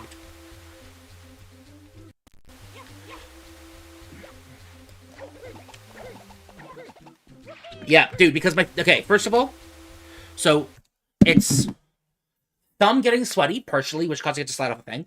It's thumb getting tired, which means I'm not able to move it as much, so it's just cramping. Not even cramping, it's just like, it's not that it's cramping, it's that it's harder to move something when it's tired, you know? It really is just exhaustion, I think. Like finger exhaustion, it's just tired. It's just...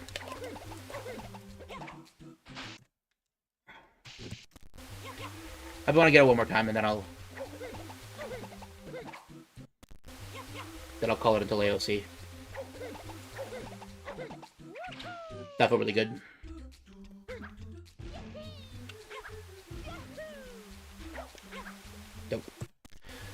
Can I get it twice in a row? Nope. I cannot. Okay. I'm done for now, but I will resume that later. So yeah, I'm working on... Right now, one of the issues with this game, by the way, that I've been designing is what happens if, say... Well, just remember that these don't matter, but this tile and this tile are owned by red. This tile and this tile are owned by blue. Blue attacks this way. Let me do this with the... Blue attacks this way and this way, but red attacks this way and this way. Well, the issue is that this is like multiple different fights that are a little bit fucky, because ordinarily, if it was like a blue attacking here and red attacking here, cool. Easy to be able to resolve. This is a blank tile. Everybody who's entering the blank tile, easy to resolve, right? But here, this is entering somebody else's tile with, like, if it's happening like this, well, then you just resolve the movement, and then you do the combat. Fine, cool. But, yeah, I don't know. It might be for each front of people attacking you, attacking that tile. You might have to divide people.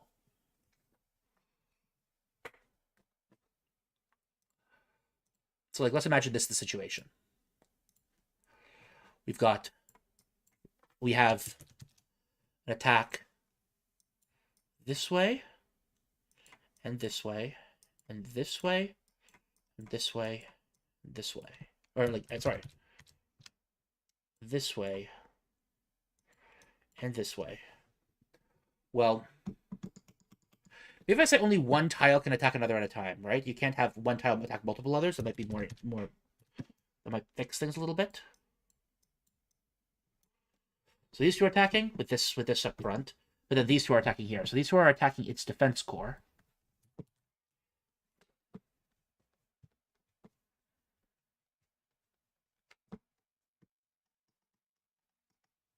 But yeah, what happens if we do this then? If we get a little bit funkier and we do this? Oops. Then what fucking happens? Well, this is attacking this defense.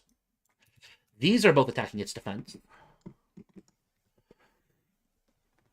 This is attacking its defense, but then its defense and offense are attacking each other.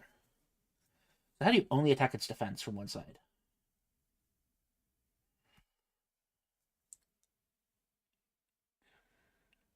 Well, you can't, because you have to combine them for this attack.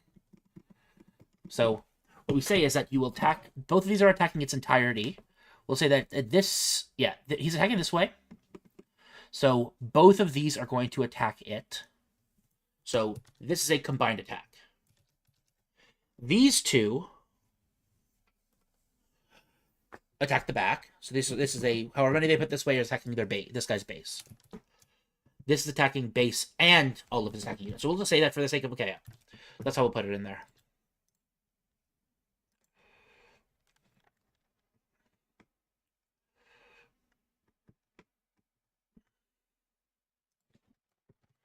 But it's hard... Yeah.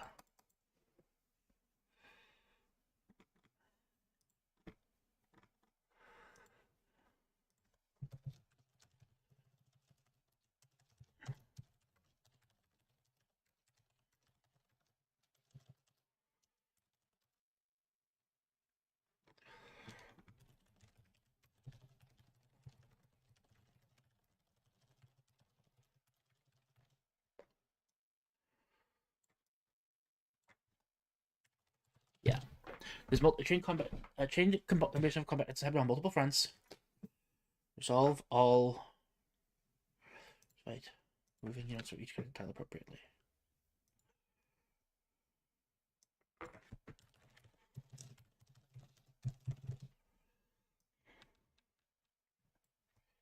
Each destination tile.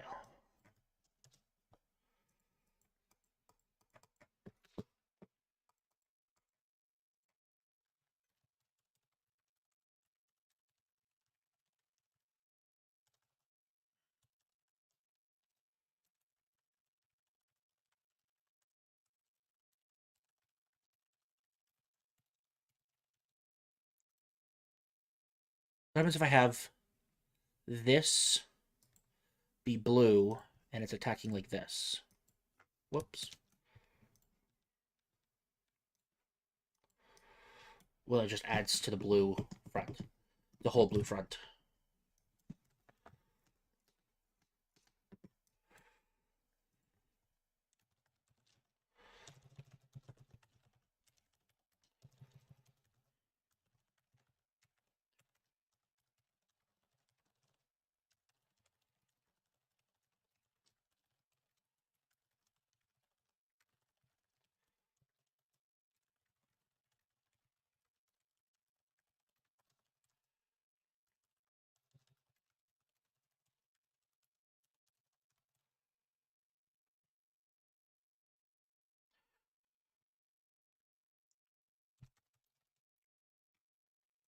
Okay, so yeah. The only issue, well, no, because if you attack a unit but it's not attacking you, you just attack their base. You don't give a shit if all the units going everywhere else. They can't retreat into that if it's lost. Okay, so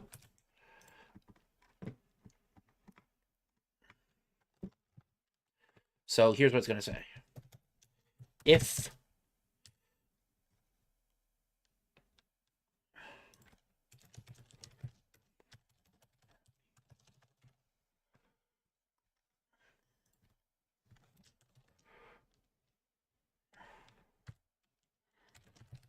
to an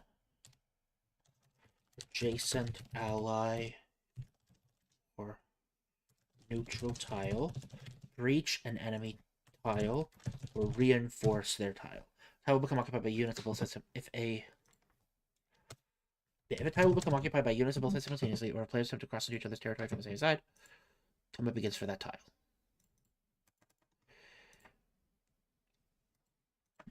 If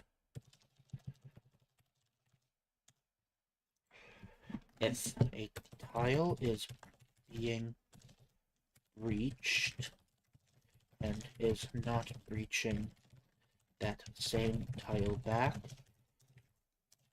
combat begins with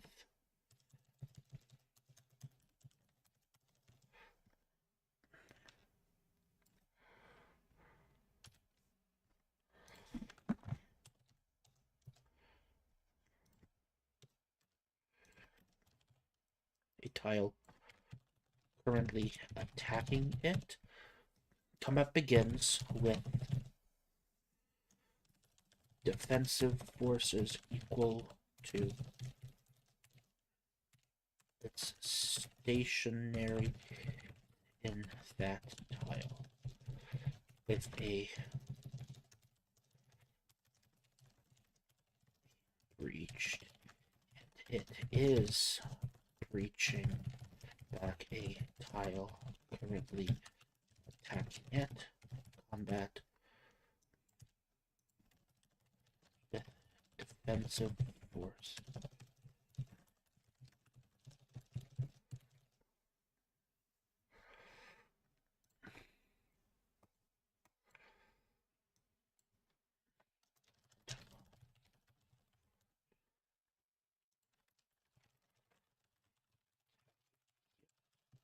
Tile being breached, and it is breaching back a tile currently attacking it. Combat begins with both sides getting a number of units equal to the breaching, or equal to the number of breaching units attacking those two tiles, and all stationary units on those on the attacking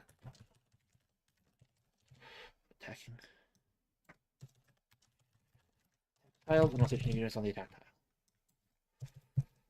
If a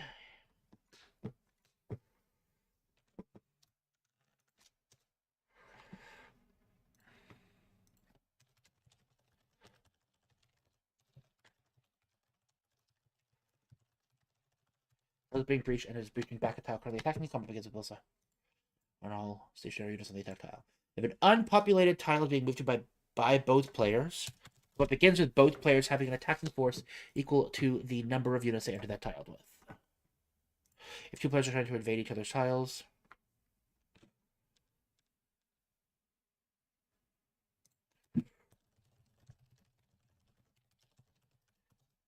into the defensive tile, combat begins with both sides getting a number of units equal to the number of breaching units attacking the attack tiles, and also plus all stationary units on the attack tiles. The non-populated tile is being moved into both players. Okay.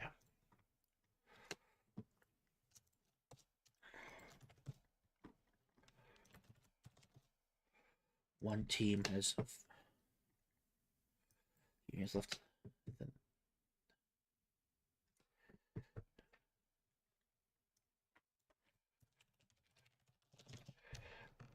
One team has lost all attacking units. They do not take over the target tile. Shooting does not cause the opposition to leave that tile.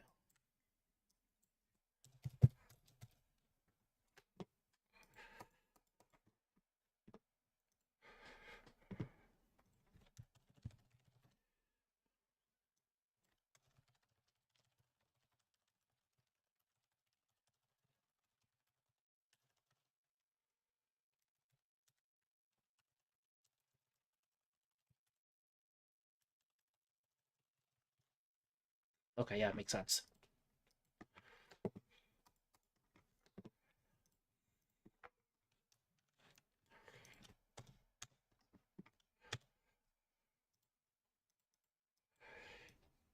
Units on any one tile may not breach multiple other tiles in one turn.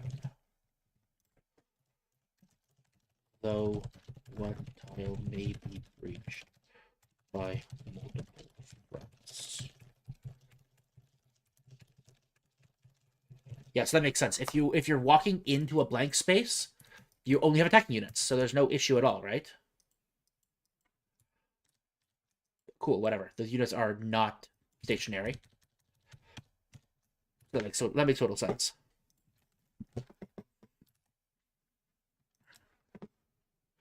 I'm following. Yeah, that sounds like good rules. Yep.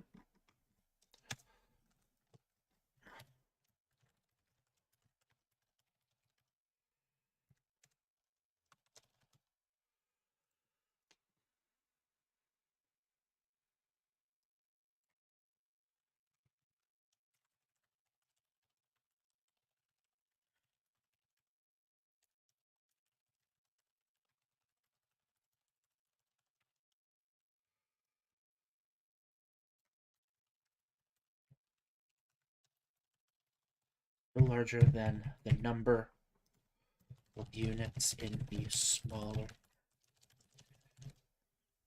reroll dice equal to that.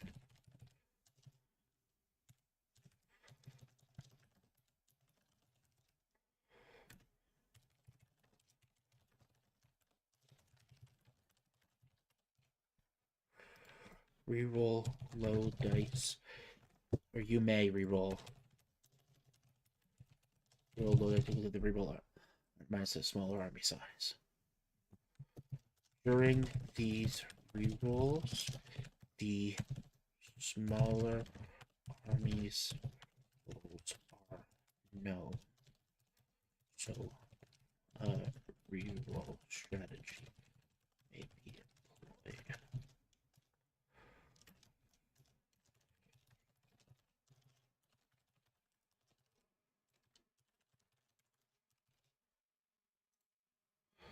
Minus a smaller army size.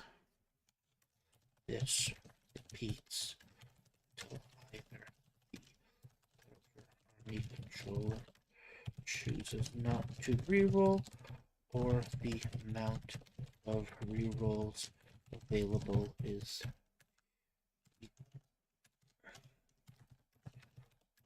lesser than the smaller force.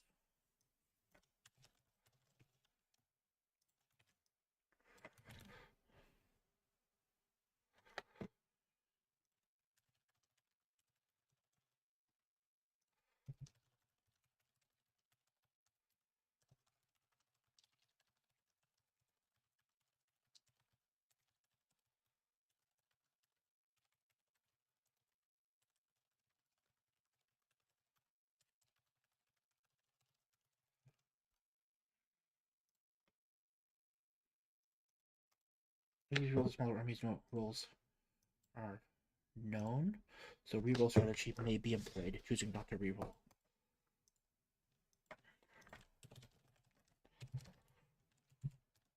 Perhaps this does not reduce number of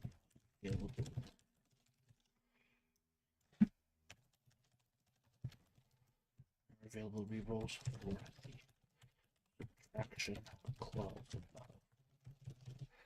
It's with the highest unit on each. So once both players have made rolls, sure with the highest unit on each side, comparing against the lowest unit on the opposite side, counting comes to die is higher than the respective opponent.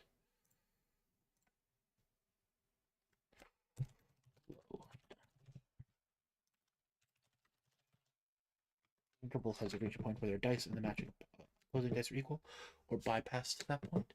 Each player will lose a number of units equal to the number of the opposition counted. Red 7 units will fight against blue's 4 units. Red will roll 7 d10s, so blue will roll 4 d10s. 4 d10s. They roll the following. That, red has 3 more units than blue. 3 rolls 1, 4, 4, and gets 3, 7, 8. Red, blue. Blue will compare their 10s to red's 3s. Red's 3, 6 to red's 5, and then their 3 to red's 6. This successfully overcame 2 rolls.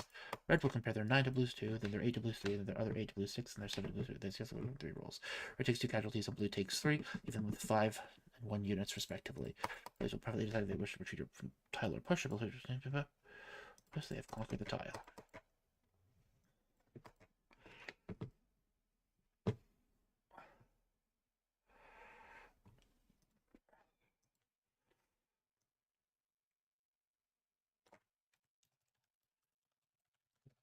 For retreat, all players has to record which tiles they need to retreat their units to. Put their remaining units from the combat into tiles they had. They had a unit, and from that combat tile into any adjacent tiles they had a unit enter that combat tile from, and of which the opponent does not control and has not conquered. If there are no such tiles available, the unit is lost. It is advised to not retreat if you do not have a tile to retreat to. Players have recorded their retreats. Resolve all retreats on the board. All leftover units in the combat tile remain there. All leftover attacking units in a combat tile. Or no, all leftover units in a combat tile remain there. That remains the victor.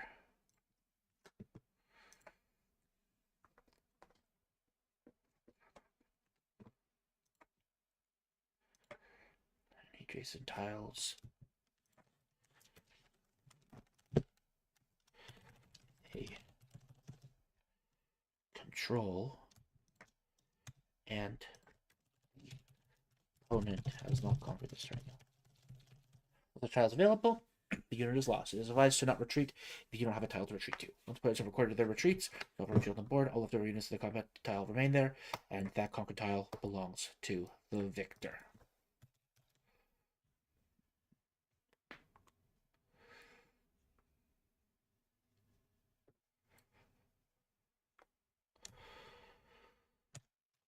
Some situations can provide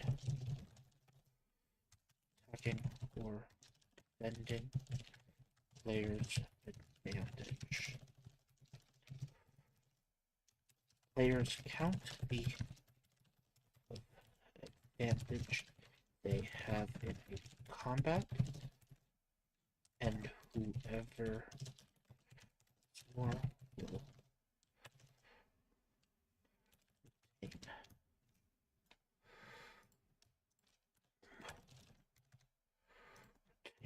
advantage for that entire combat, regardless of where advantage came. If a player has advantage, all their d10 rolls count as 1. If a player has advantage and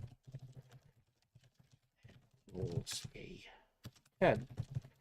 That die counts as 2 11s. For the sake of determining the number of casualties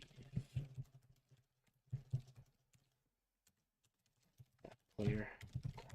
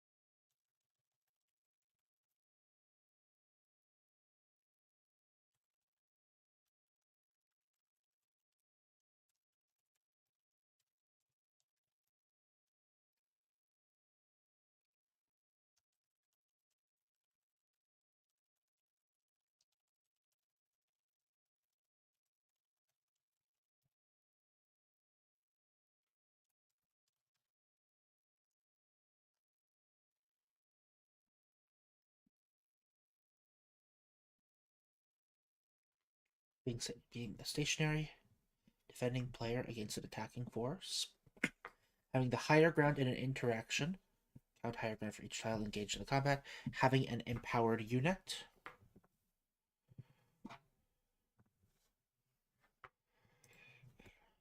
In the combat.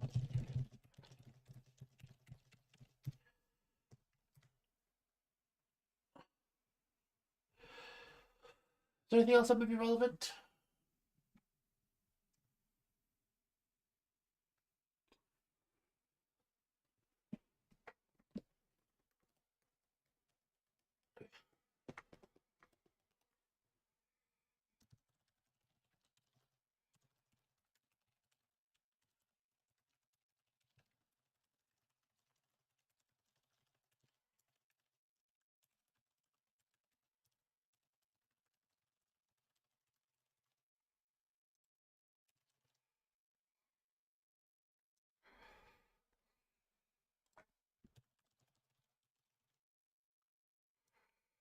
Or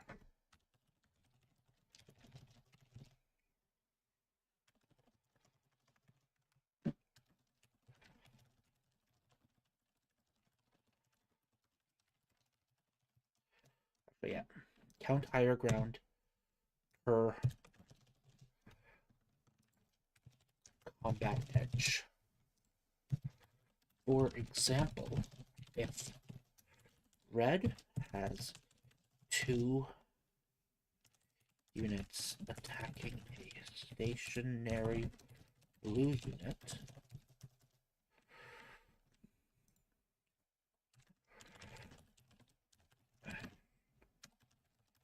attacking the stationary blue unit on elevation 5. Well, let's say 4 and 6 actually, because maybe I'll do it. Red gains 2 advantage for fighting the higher ground on 5 and from attacking on 2. Total. Blue gets 2 advantage for being a stationary defensive being a stationary defensive agent, being stationary defensive unit, and for having the higher on one defendant.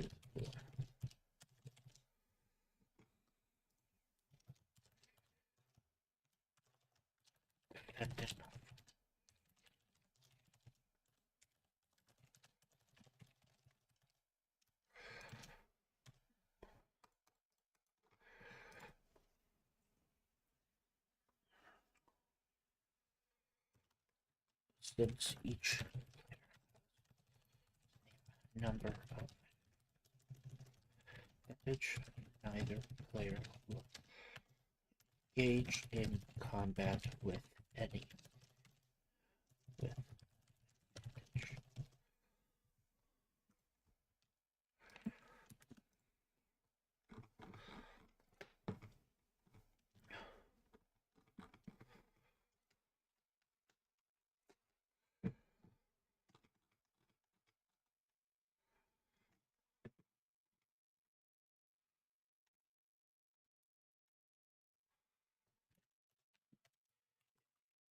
units are staying still in a tile. It's best for them to reinforce unit when if that tile is being attacked.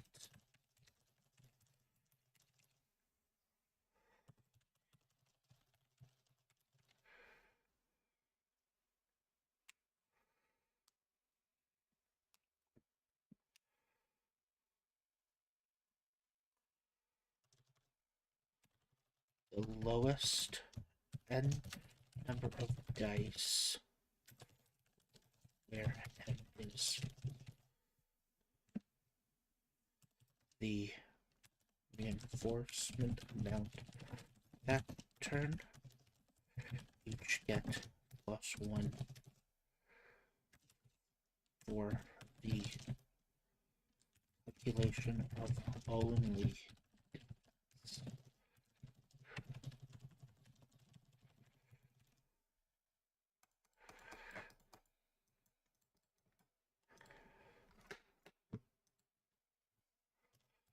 and a -1 population having a 0 this way does not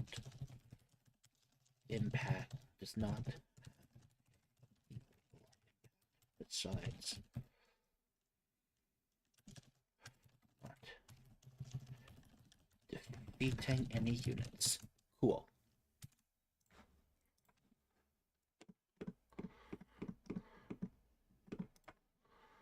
Quadratic HQ. Advent of code. Got there in time. Just barely.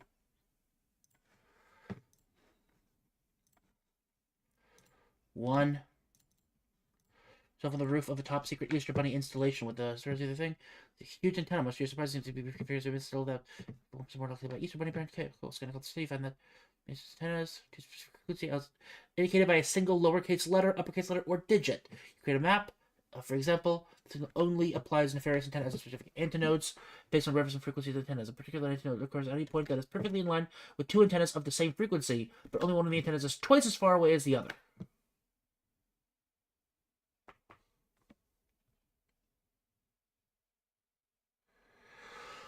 Ah, okay, so okay, so it's perfectly in line with two antennas of the same frequency, but only one of the antennas is so this one is exactly a root 5 away from this one. This is 2 root 5 away from that one. Cool. Adding a third antenna with the same frequency creates several more antinodes. It would ideally add 4 antinodes, but 2 are off the right side of the map, so instead it only adds 2. Antennas with different frequencies don't create antinodes. A and A count as different frequencies. Antennas can occur at locations that contain antennas. This diagram, the lone antenna with frequency capital A, creates no antinodes, but has a lowercase a frequency antinode in its location. The first example has antennas with two different frequencies, so the antinode they create looks like this, plus an antinode overlapping the topmost A frequency antenna.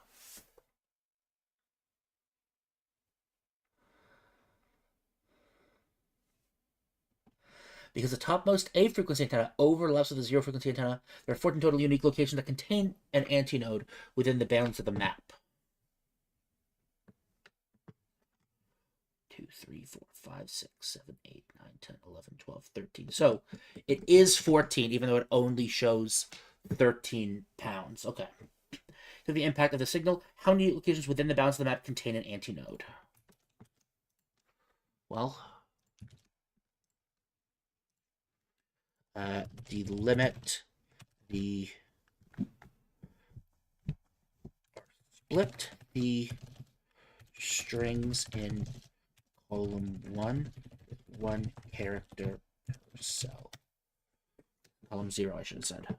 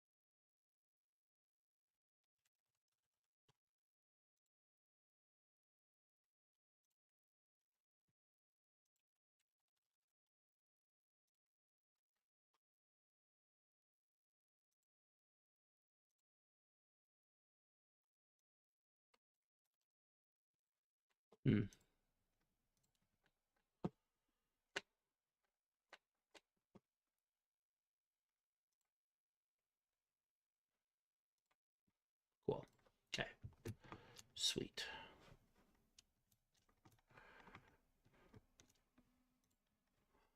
So it's 50 by 50.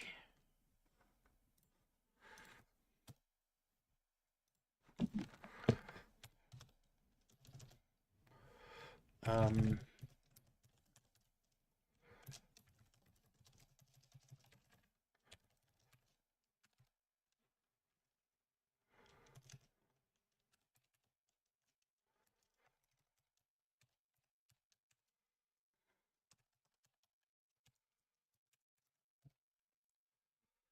um, hmm.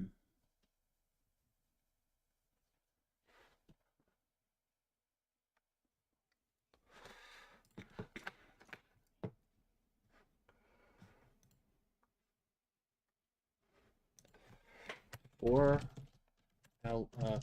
row in node map or lm in row. If lm does not equal that ASCII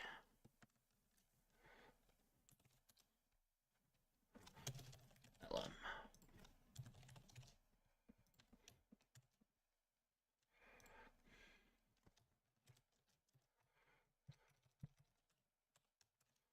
String ASCII lm plus lm.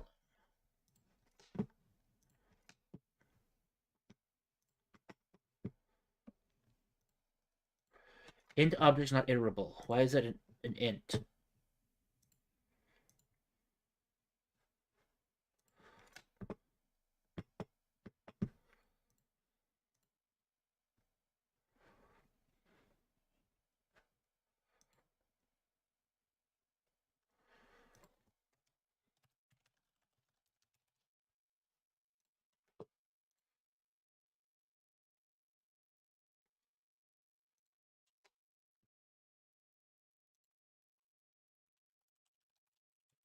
Okay, some of them are numbers.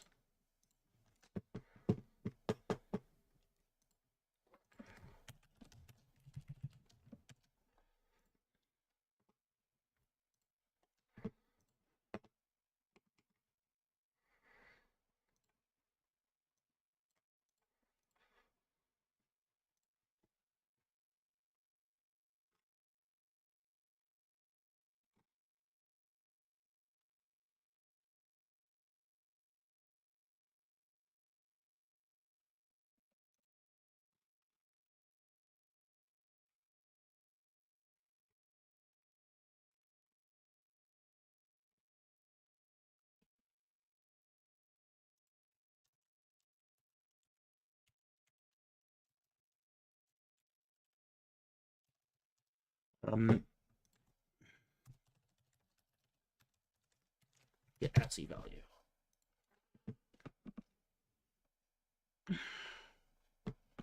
ORD.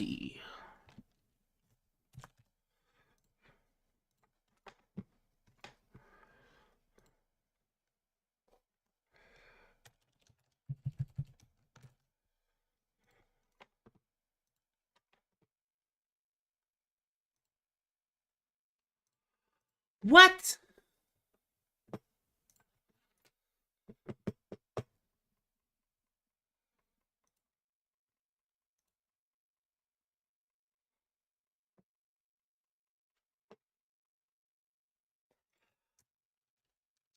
Can you instead just make node map and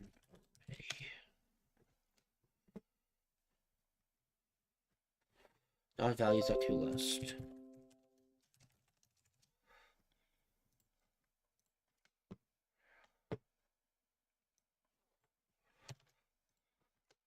Dude, fucking hell.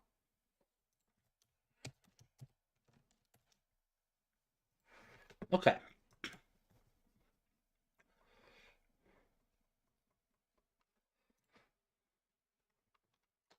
So 48 is 0.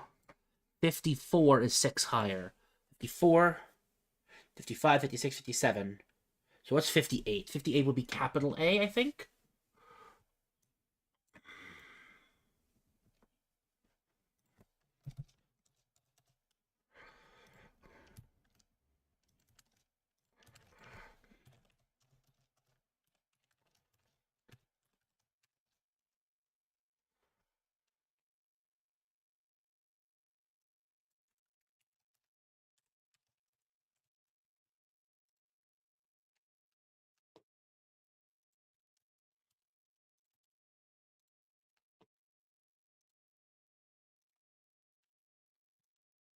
BHR, right? It's character, 58.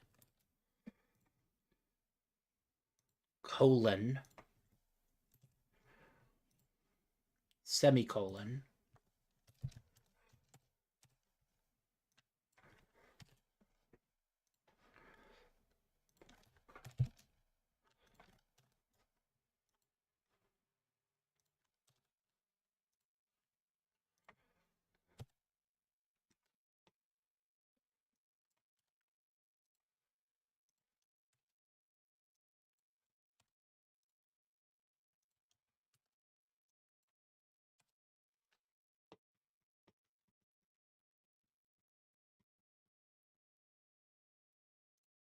Okay, then we go to 65. So now plus 25 will bring us to 80, which should be capital Z. Sorry, should bring us to 90, which would be capital Z. Is 91A?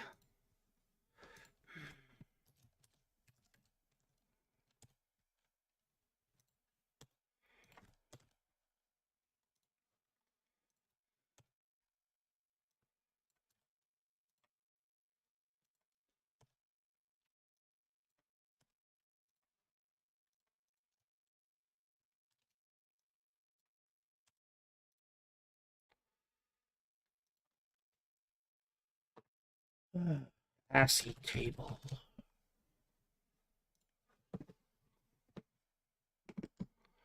So it's 65 to 90.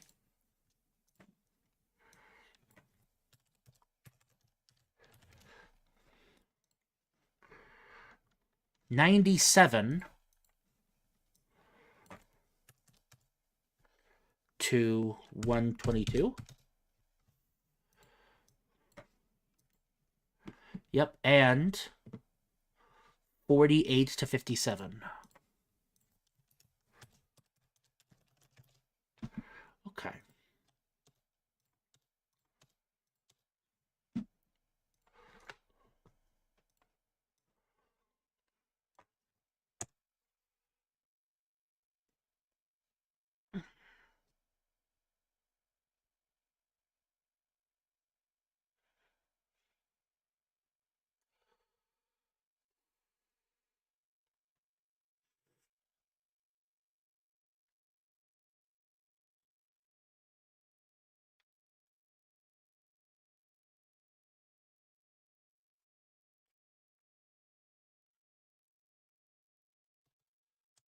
Okay, so I've got a weird idea this could in theory work. For for I in range 122 minus 47.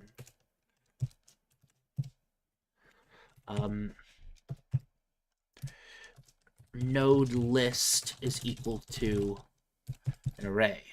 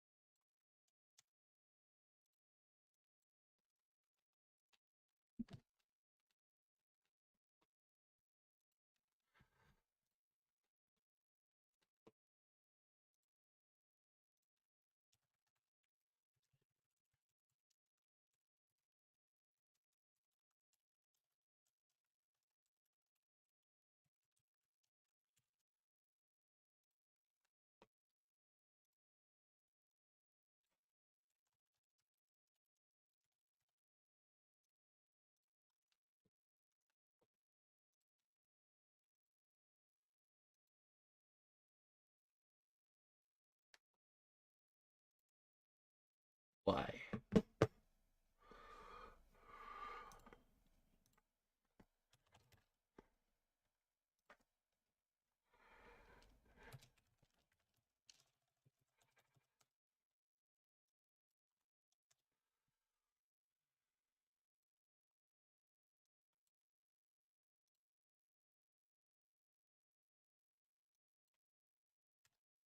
That's 48. Okay, print node list. Or actually even better, for I in range len node list. Print character I plus 48 plus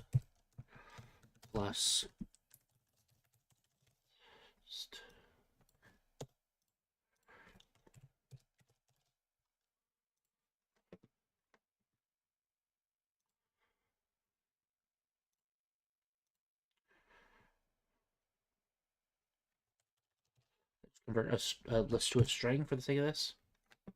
Yes, I can. Okay. So is there one on 012? Yes, there is. There's one on 19. There is. And 223. Oh, okay.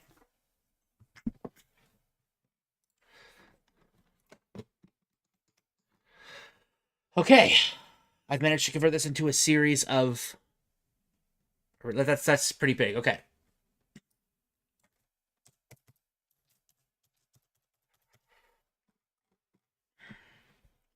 So...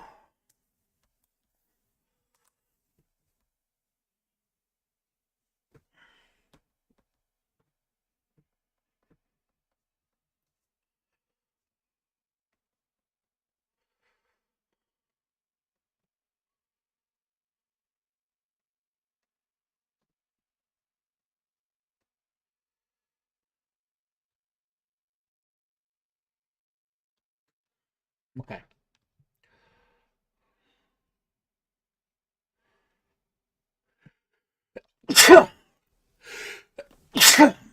Do I even need this? I might not even need it. See if it works. No.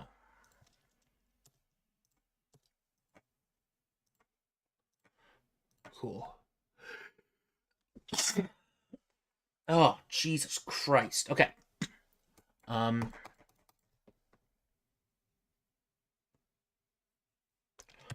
Or. Okay, yeah. First of all, I'm also going to create.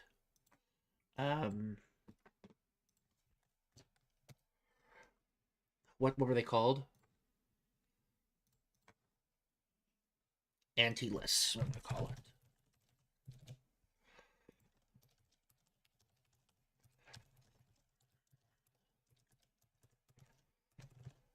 So now I've created a 2D list.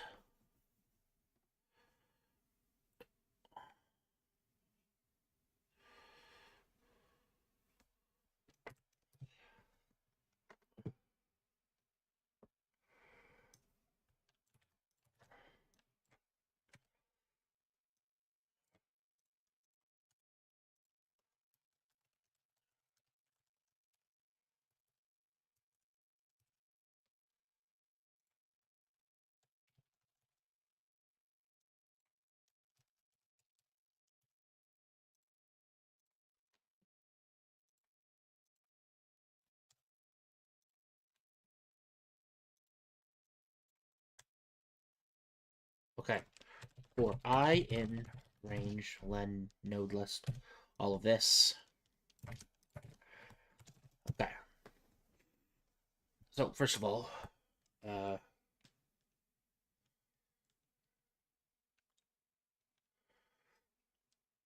LOL equals true. Just to have something here. Okay. So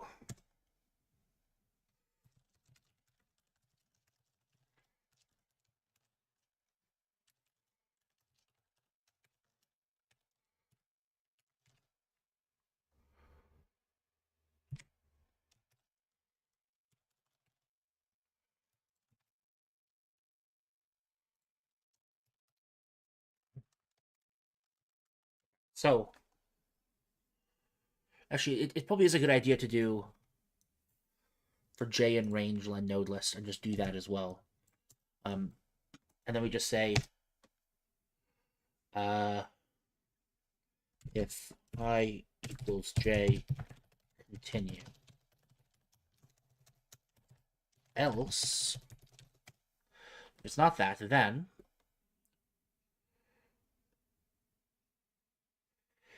if node list I J, also this would be length.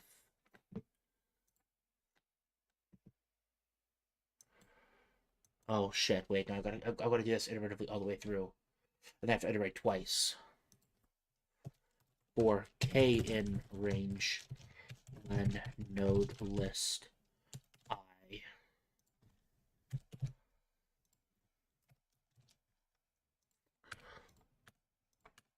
If this is if J equals K, then continue. Else, if node list J, let's I K. So we're just gonna have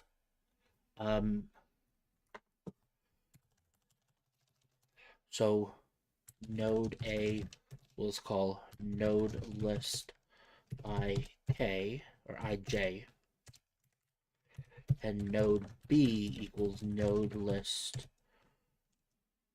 IK. That's cool. Okay, that looks correct to me. J equals K. Continue. Else, if node A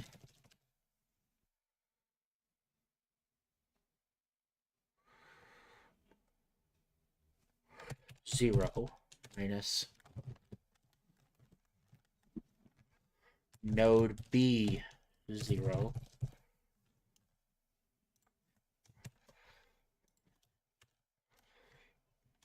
mod 3 equals 0, And same thing with the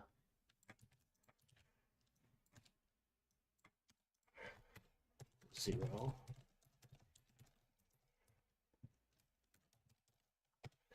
Then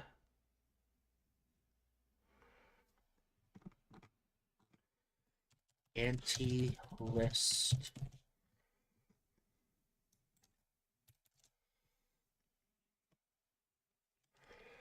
node a 0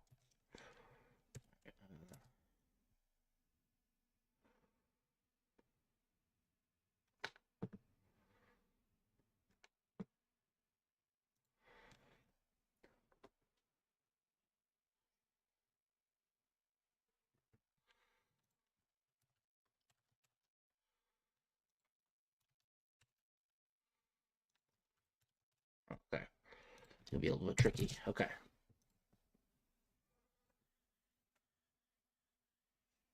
We have a node A. We need to get a third of the way to B.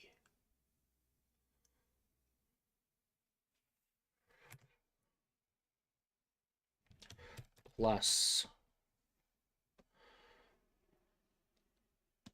So node A plus a third of the way there. So it's node B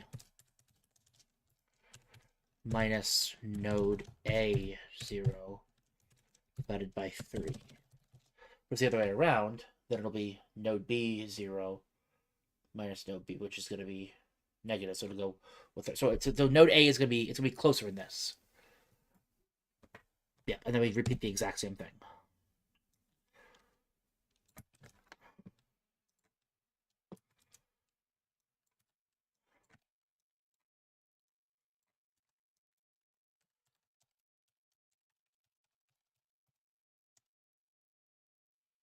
And then now if we need to consider the one that goes way off in the distance. So if abs of node A 0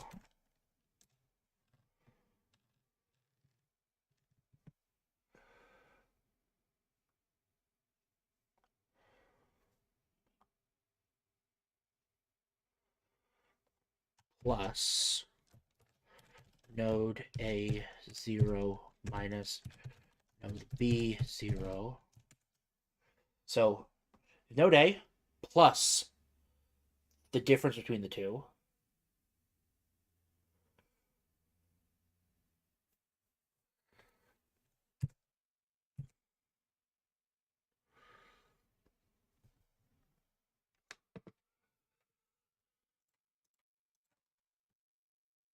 is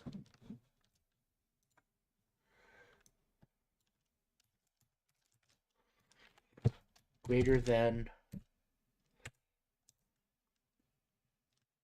0 and it's less than 50 and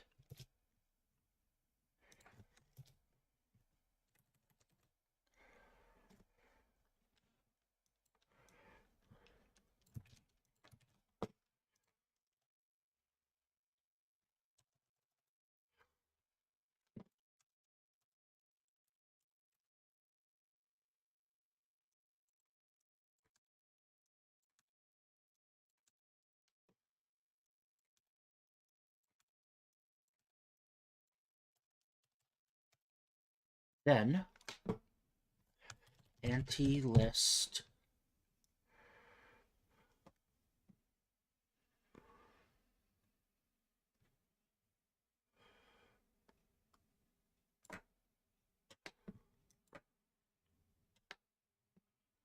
it should not be absolute. That should be removed entirely.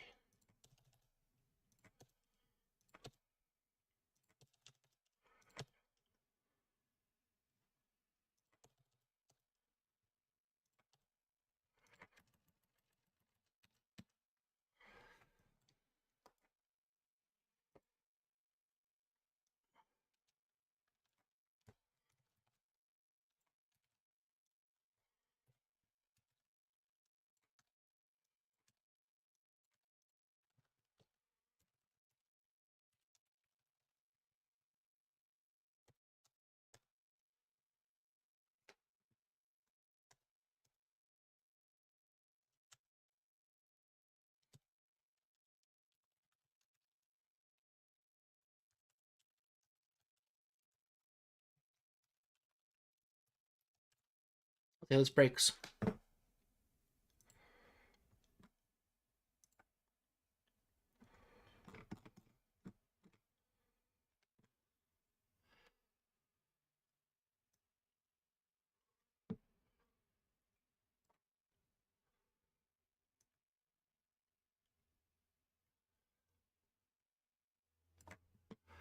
There's none in the top row, but then 1, 2, 3, 6 in the second row. Second row. So this one right here should have one. Why?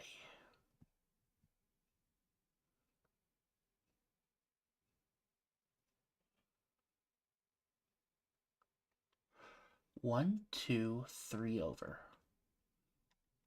3 over.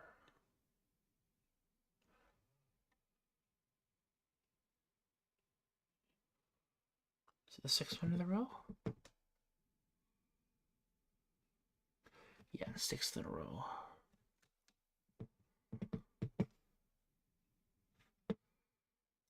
Maybe I'll...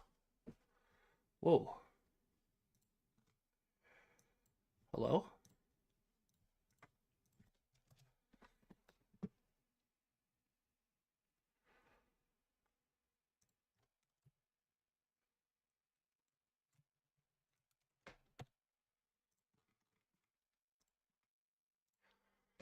Prince... Okay, we're going to change this from X to be...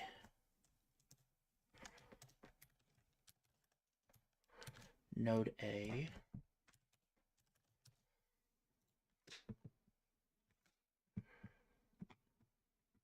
Nope, actually, I'm going to do character I plus 48. That's what it is, isn't it?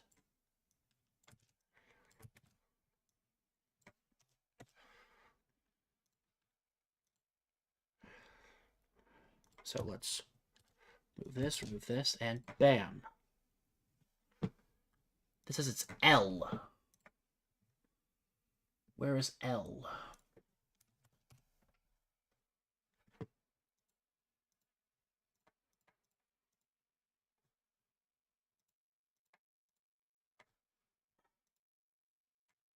Oh, wait a second.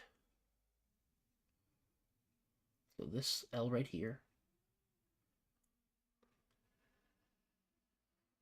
1, 2, 3, 4, 5, 6, 7.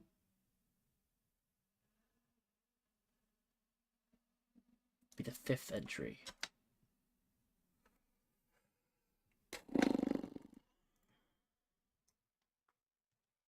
You know, that kind of makes sense. It might be correct. Okay, let's see if there's another easy one.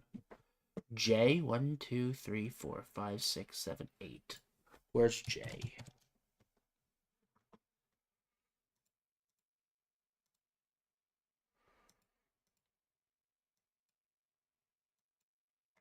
Okay, so this is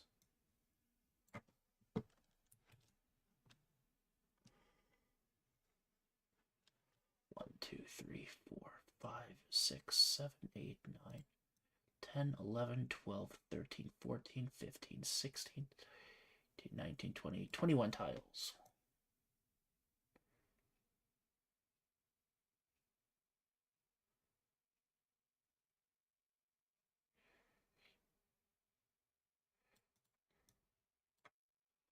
Two, three, four, five, six, 7. So I might be off by 1 somehow here then.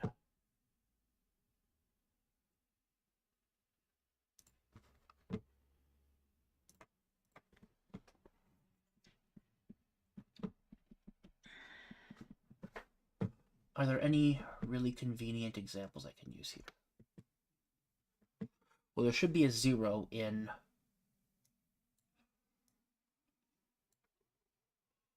row 3 here, right? 1, 2, 3, 4, 5, 6, 7.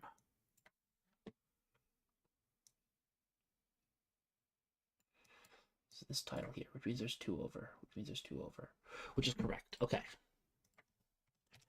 4 LM in... Okay, wait.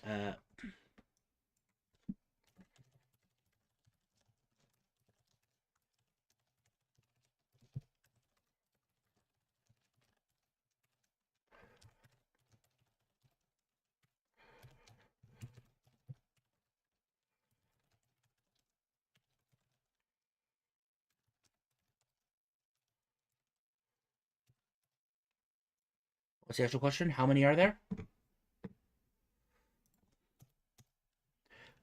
Tot sum equals 0.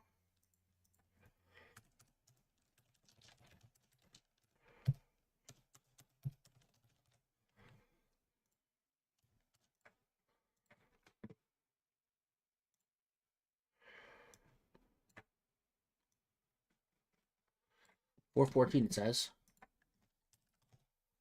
Not the right answer. Fuck.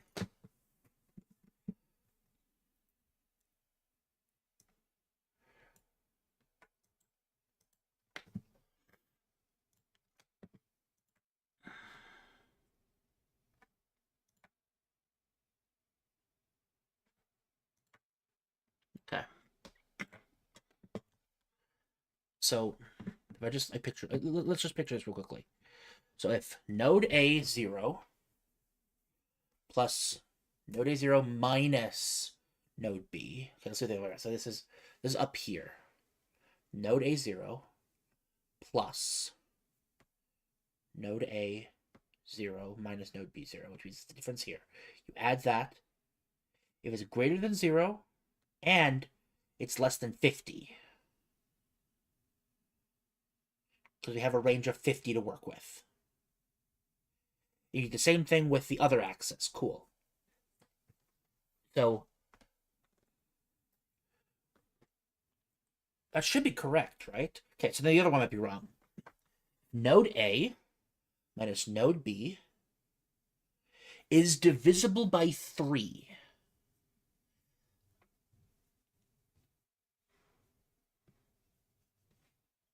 Oh no, absolute value is wrong.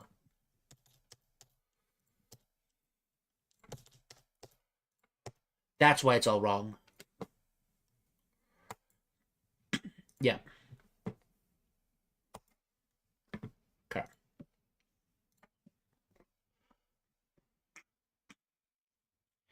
Anti-list.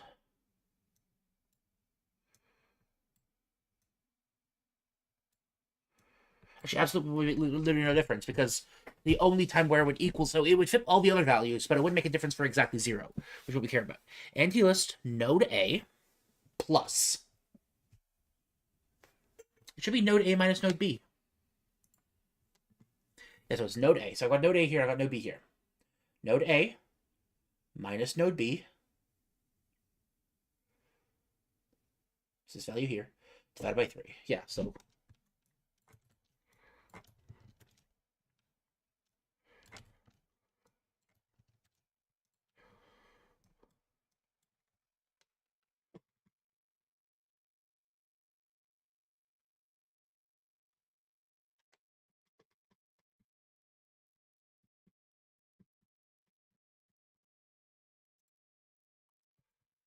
okay.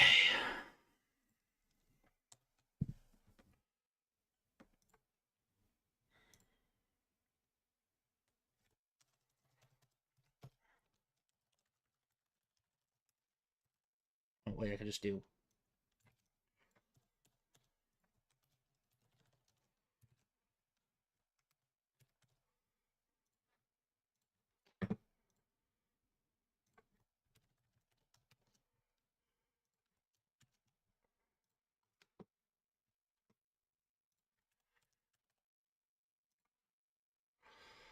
Uh,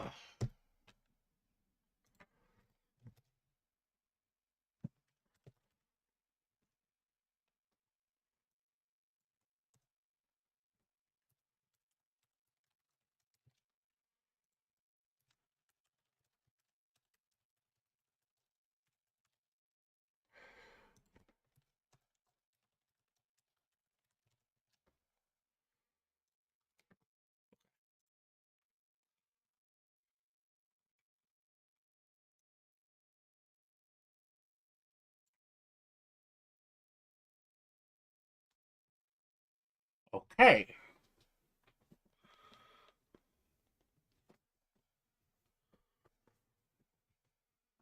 Interesting.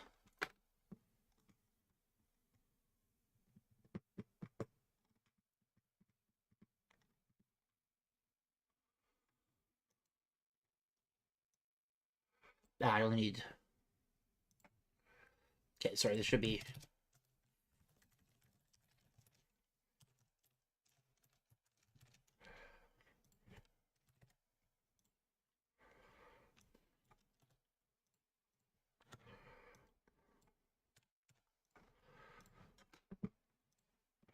That's way more correct. Okay. But still, this is wrong somehow.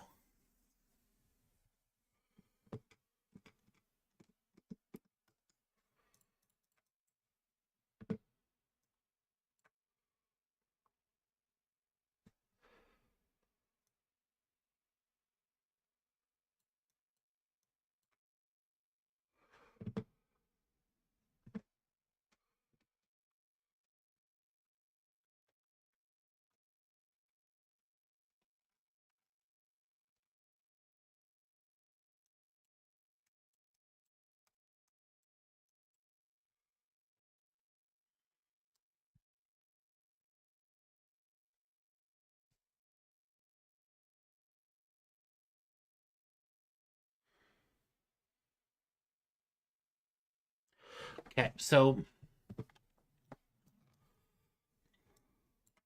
I've got a bunch of 0 ones up here. In the 4th row, I got them here. I got 2 0 ones up here.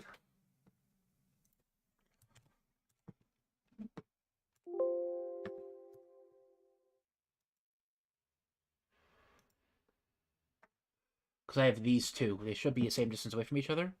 They are. It cuts through here.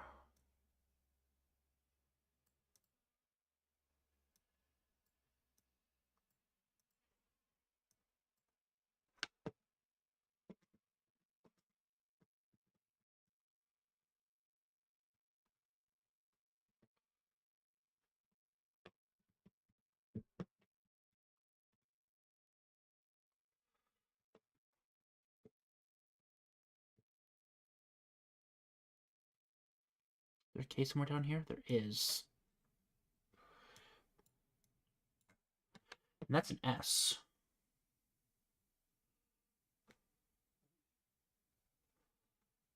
There should be another S down here. Oh, there's a bunch of S's down here. Why is this wrong?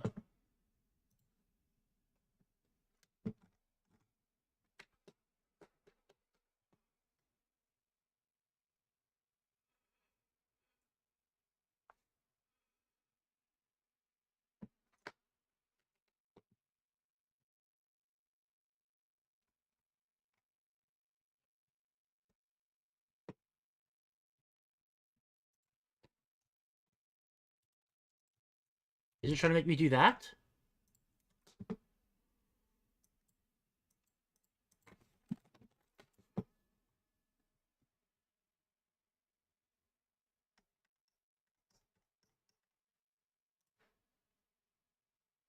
It changed literally nothing, so there was no cases of them being...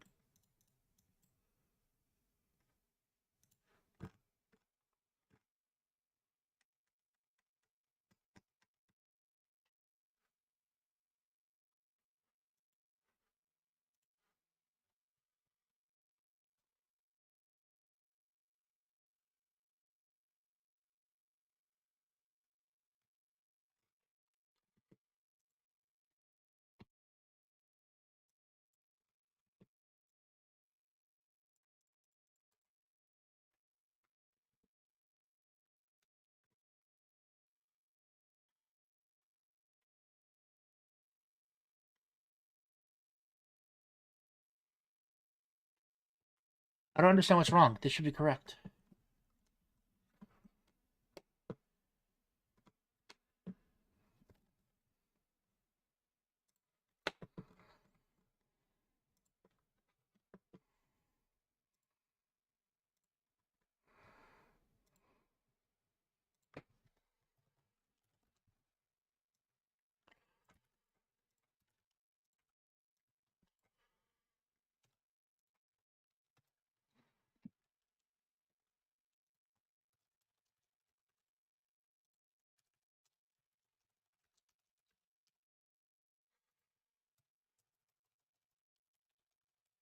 414.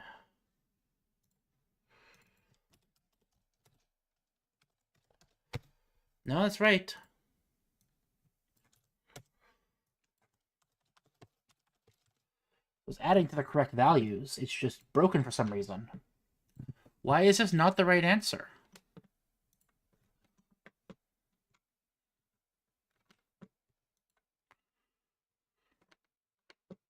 Oh, it's greater than equal to 0. Oh, I'm so dumb. Fuck, 426. That's why I was given the first row was empty. Fuck me.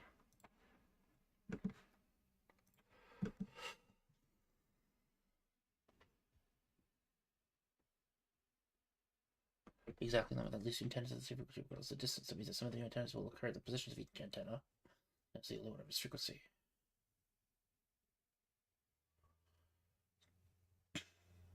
Okay.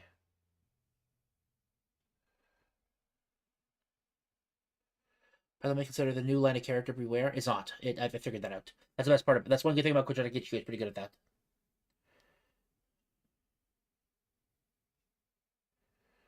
Oh gosh. Okay.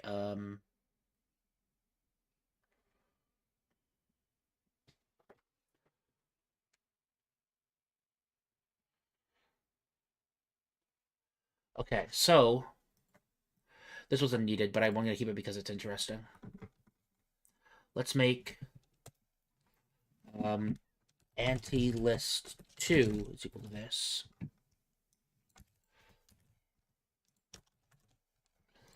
We'll do the exact same thing.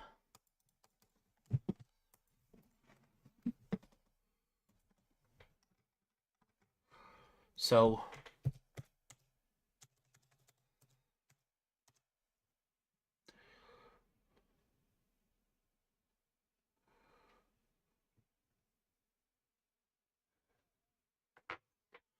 for M in range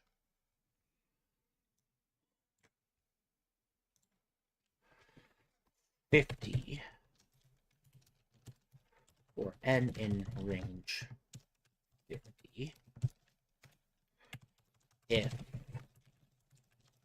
I think you know the angle. So node A 0 minus M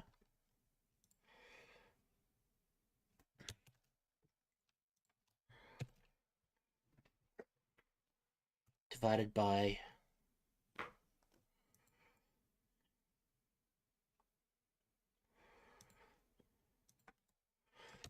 node A 1 minus N equals node B 0 minus M divided by that. Then anti-list 2 M N. Well, M should actually be technically N equals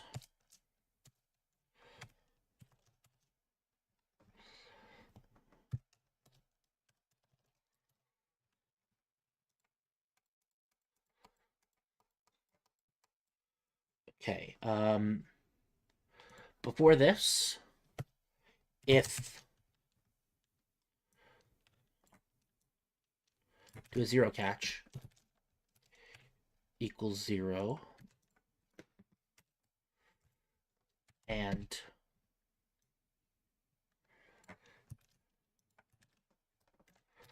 equals 0. And I know I gotta do equals for this, don't worry. Then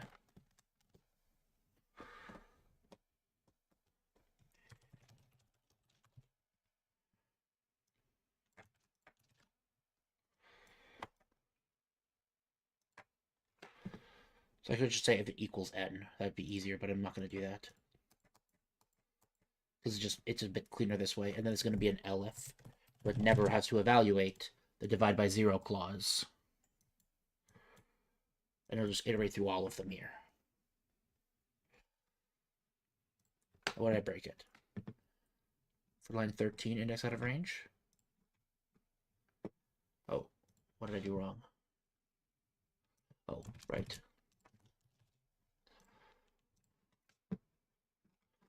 Line 40. Fuck! I specifically put in.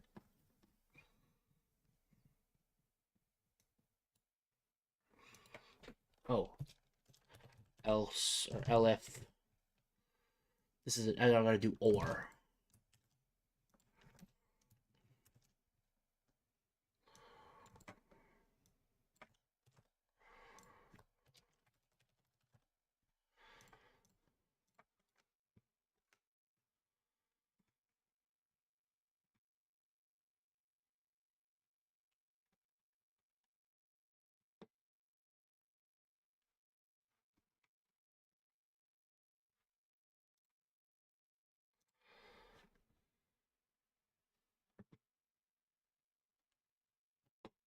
This looks super wrong.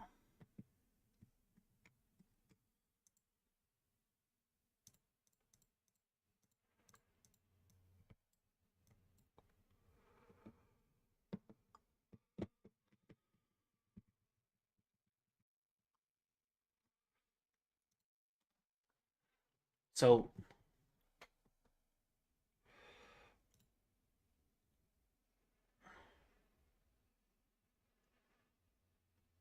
okay. So for M in range, okay. If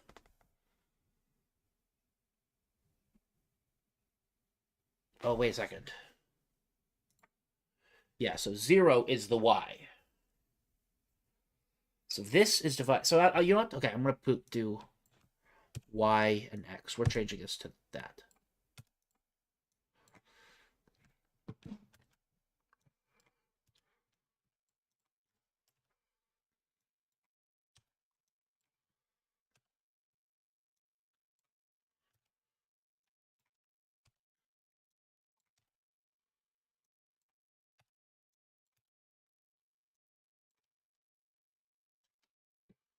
Oh, there should be Y.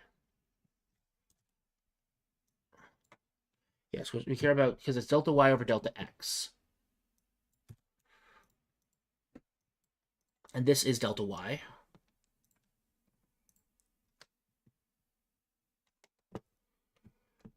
Okay, is this a bit better?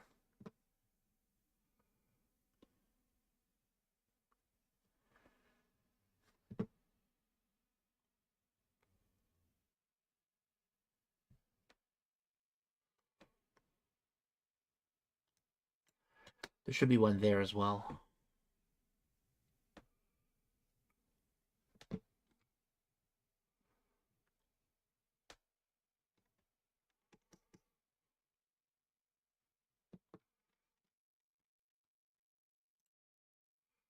Oh, sorry, there should be anti-list 2.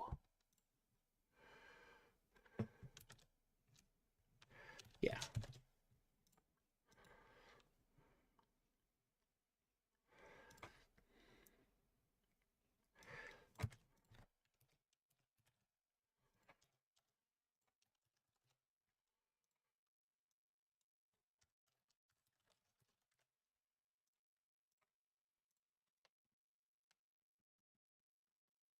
It looks a lot better. That 0 iterates, 0 iterates. There's a C here.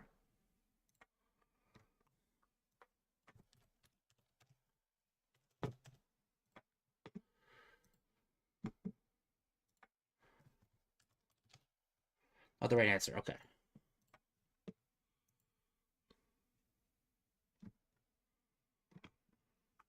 So, if the X value of our current node, as we're looking at,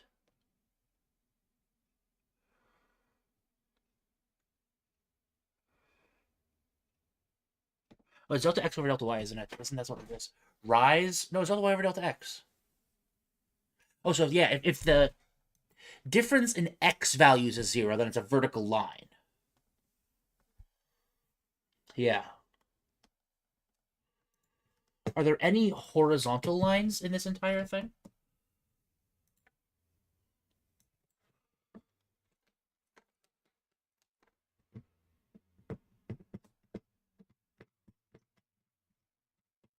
There there should be a ton of K's all the way across, and there is. There's a big line of K going all the way up here. Then there's an X, then there's more K. There's an O, there's an S, and there's a K, K, K. Piercing all the way through. So that does work. It looks correct to me, then.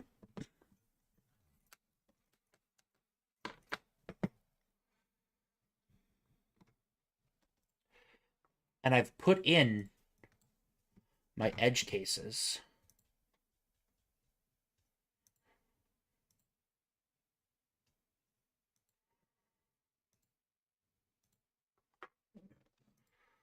Oh.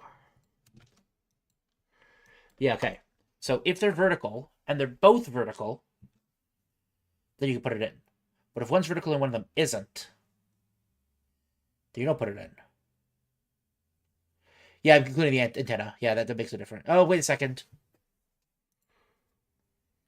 Fuck.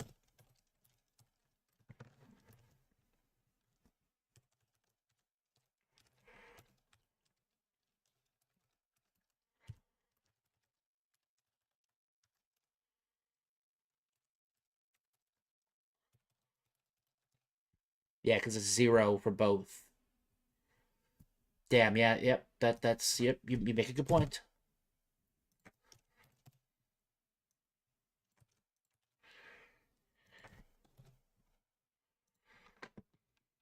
Isn't it a bunch? Nope, it actually doesn't change anything. Why? Oh, because, okay, yeah, that's actually... It should be here first. 1359. That's the right answer. You're right. Yep, I forgot about the antenna themselves.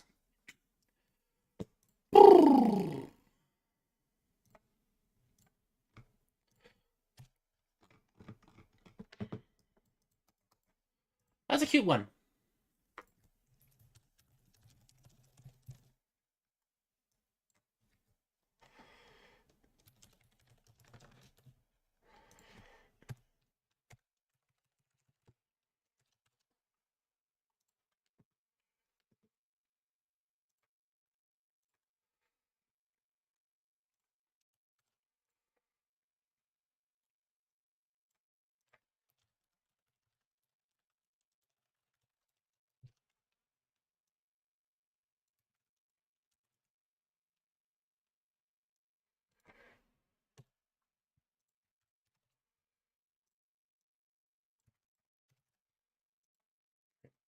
Anti-string.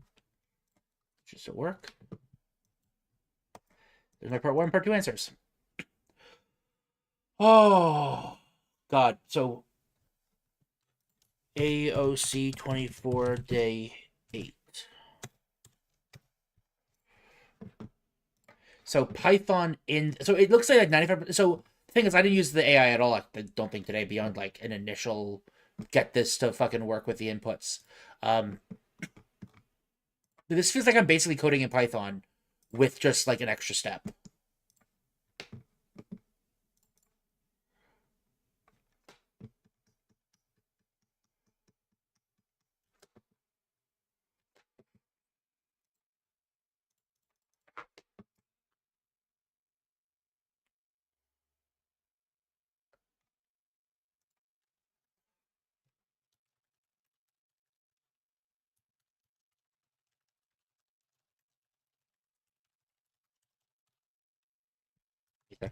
People standing.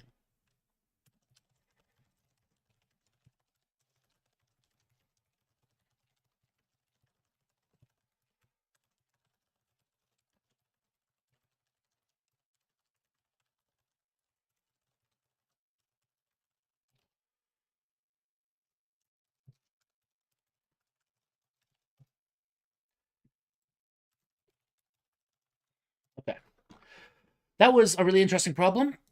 Took you like 10 minutes to figure it out. Okay, that's pretty funny.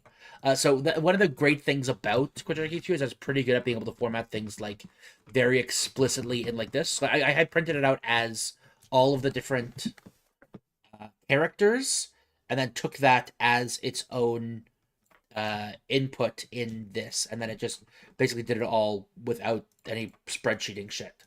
That actually ended up working pretty fucking cleanly.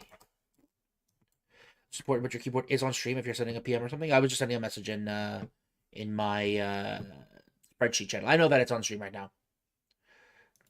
But yeah, it was I was sending a message in the spreadsheeters channel for Advent of Code. Where is it? I want to send another message basically saying, okay, here's another one. I feel like Quadratic HQ is somewhat cheating the spirit of spreadsheeting because it feels like 90% of what I'm doing is just Python, but I'm taking in input as a spreadsheet.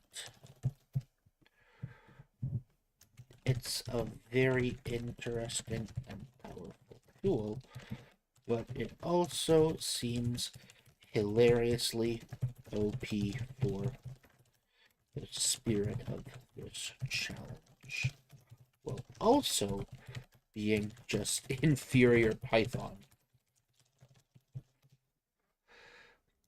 Okay, so yeah, and I've got these two that output properly. So today is finished. That one is like actually like a completely finished thing. There's very little I can actually do to change it. I'm very happy with it. Did my code run yesterday? Nope. I left it on overnight, and I got here and it was still running. So, nope. That's very much a. It was not. It did not work at all. Actually.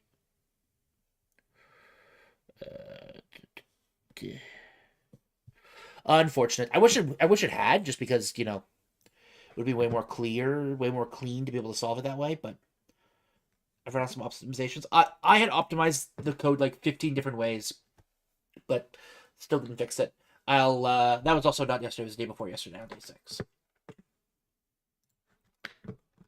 Yeah, because the problem is that it's fine when you're just doing it in Python to do that, but it really just isn't fine in Quadratic HQ. What I would need to do is a bunch of different things to make it weird. But when you start, where you start from the end and recurse because you know it can't be times the final result isn't divisible, for example. Wait, what? Yesterday? Yesterday I solved it. Yeah, yesterday I didn't have a problem. Yesterday it did work. That one. Oh, yesterday, yes. I'm sorry about that. Yes, it took about. It was still on stream, I think, when that happened. I was just doing different things, and it did end up working. I thought you meant the day before yesterday, but yeah, I worked. I did it like 25 minutes, give or take. I think, give or take. That ended up working, but it did end up resolving. It was the day before yesterday that I left it on overnight, and it didn't work. My bad. I realized that was ambiguous. Uh-oh. Shit, I meant to close this. Oh, jeez. Fuck.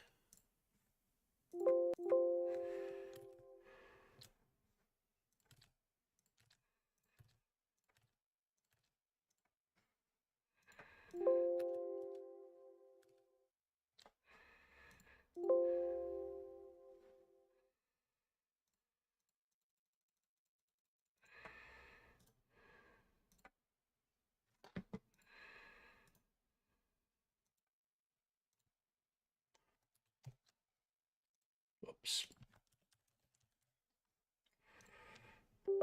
Oh. I can't run as administrator because you'll see my password. Oh, no. Why is it...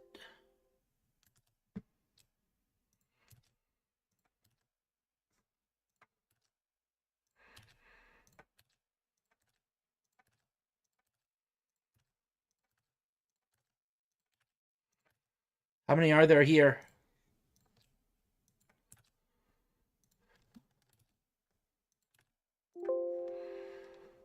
Oh, God.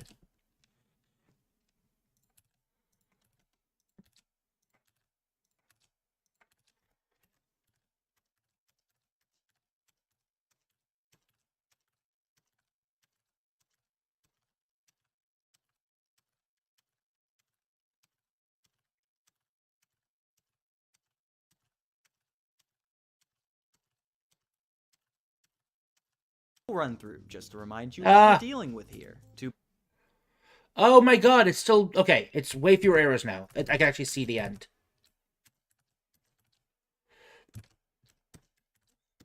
Okay.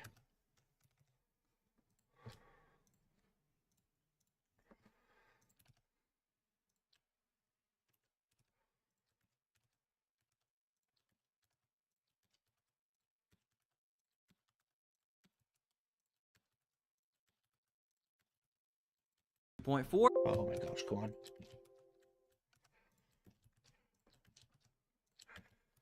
Okay, so what happened is I didn't fucking close my... the auto splitter. So what happened was that every time I... Oh.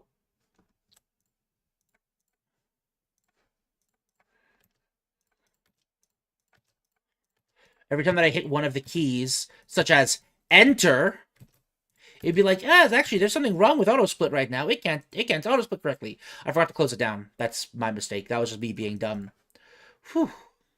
But now that's all resolved. So now I've written the rules.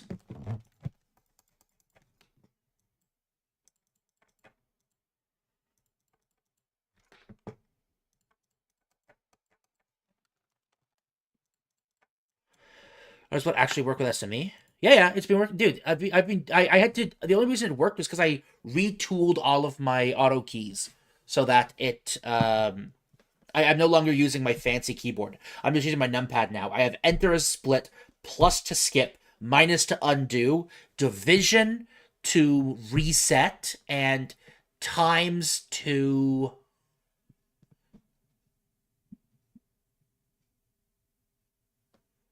do something else.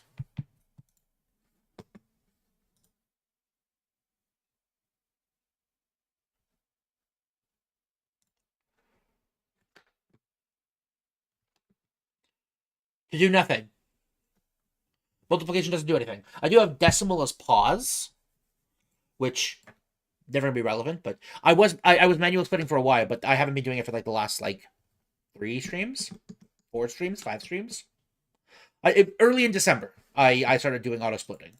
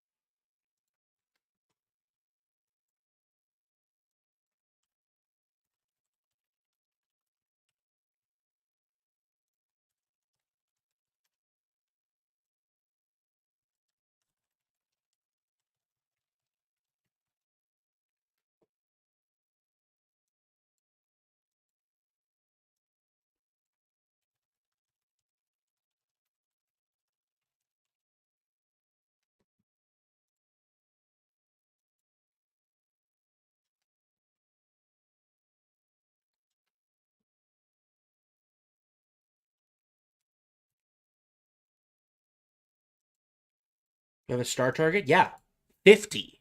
I'm going to try to get them all. Like, genuinely, I am going to get them all. I actually think I will. Genuinely. I'm going to try at least.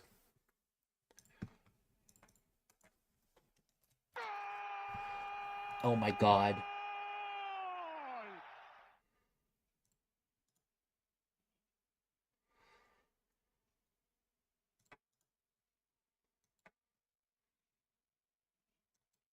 I'm done.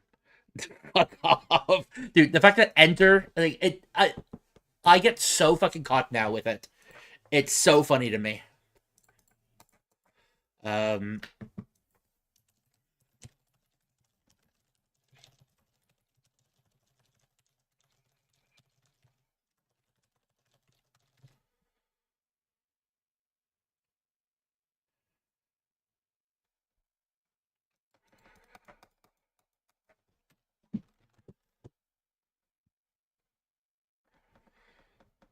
Back to the studying.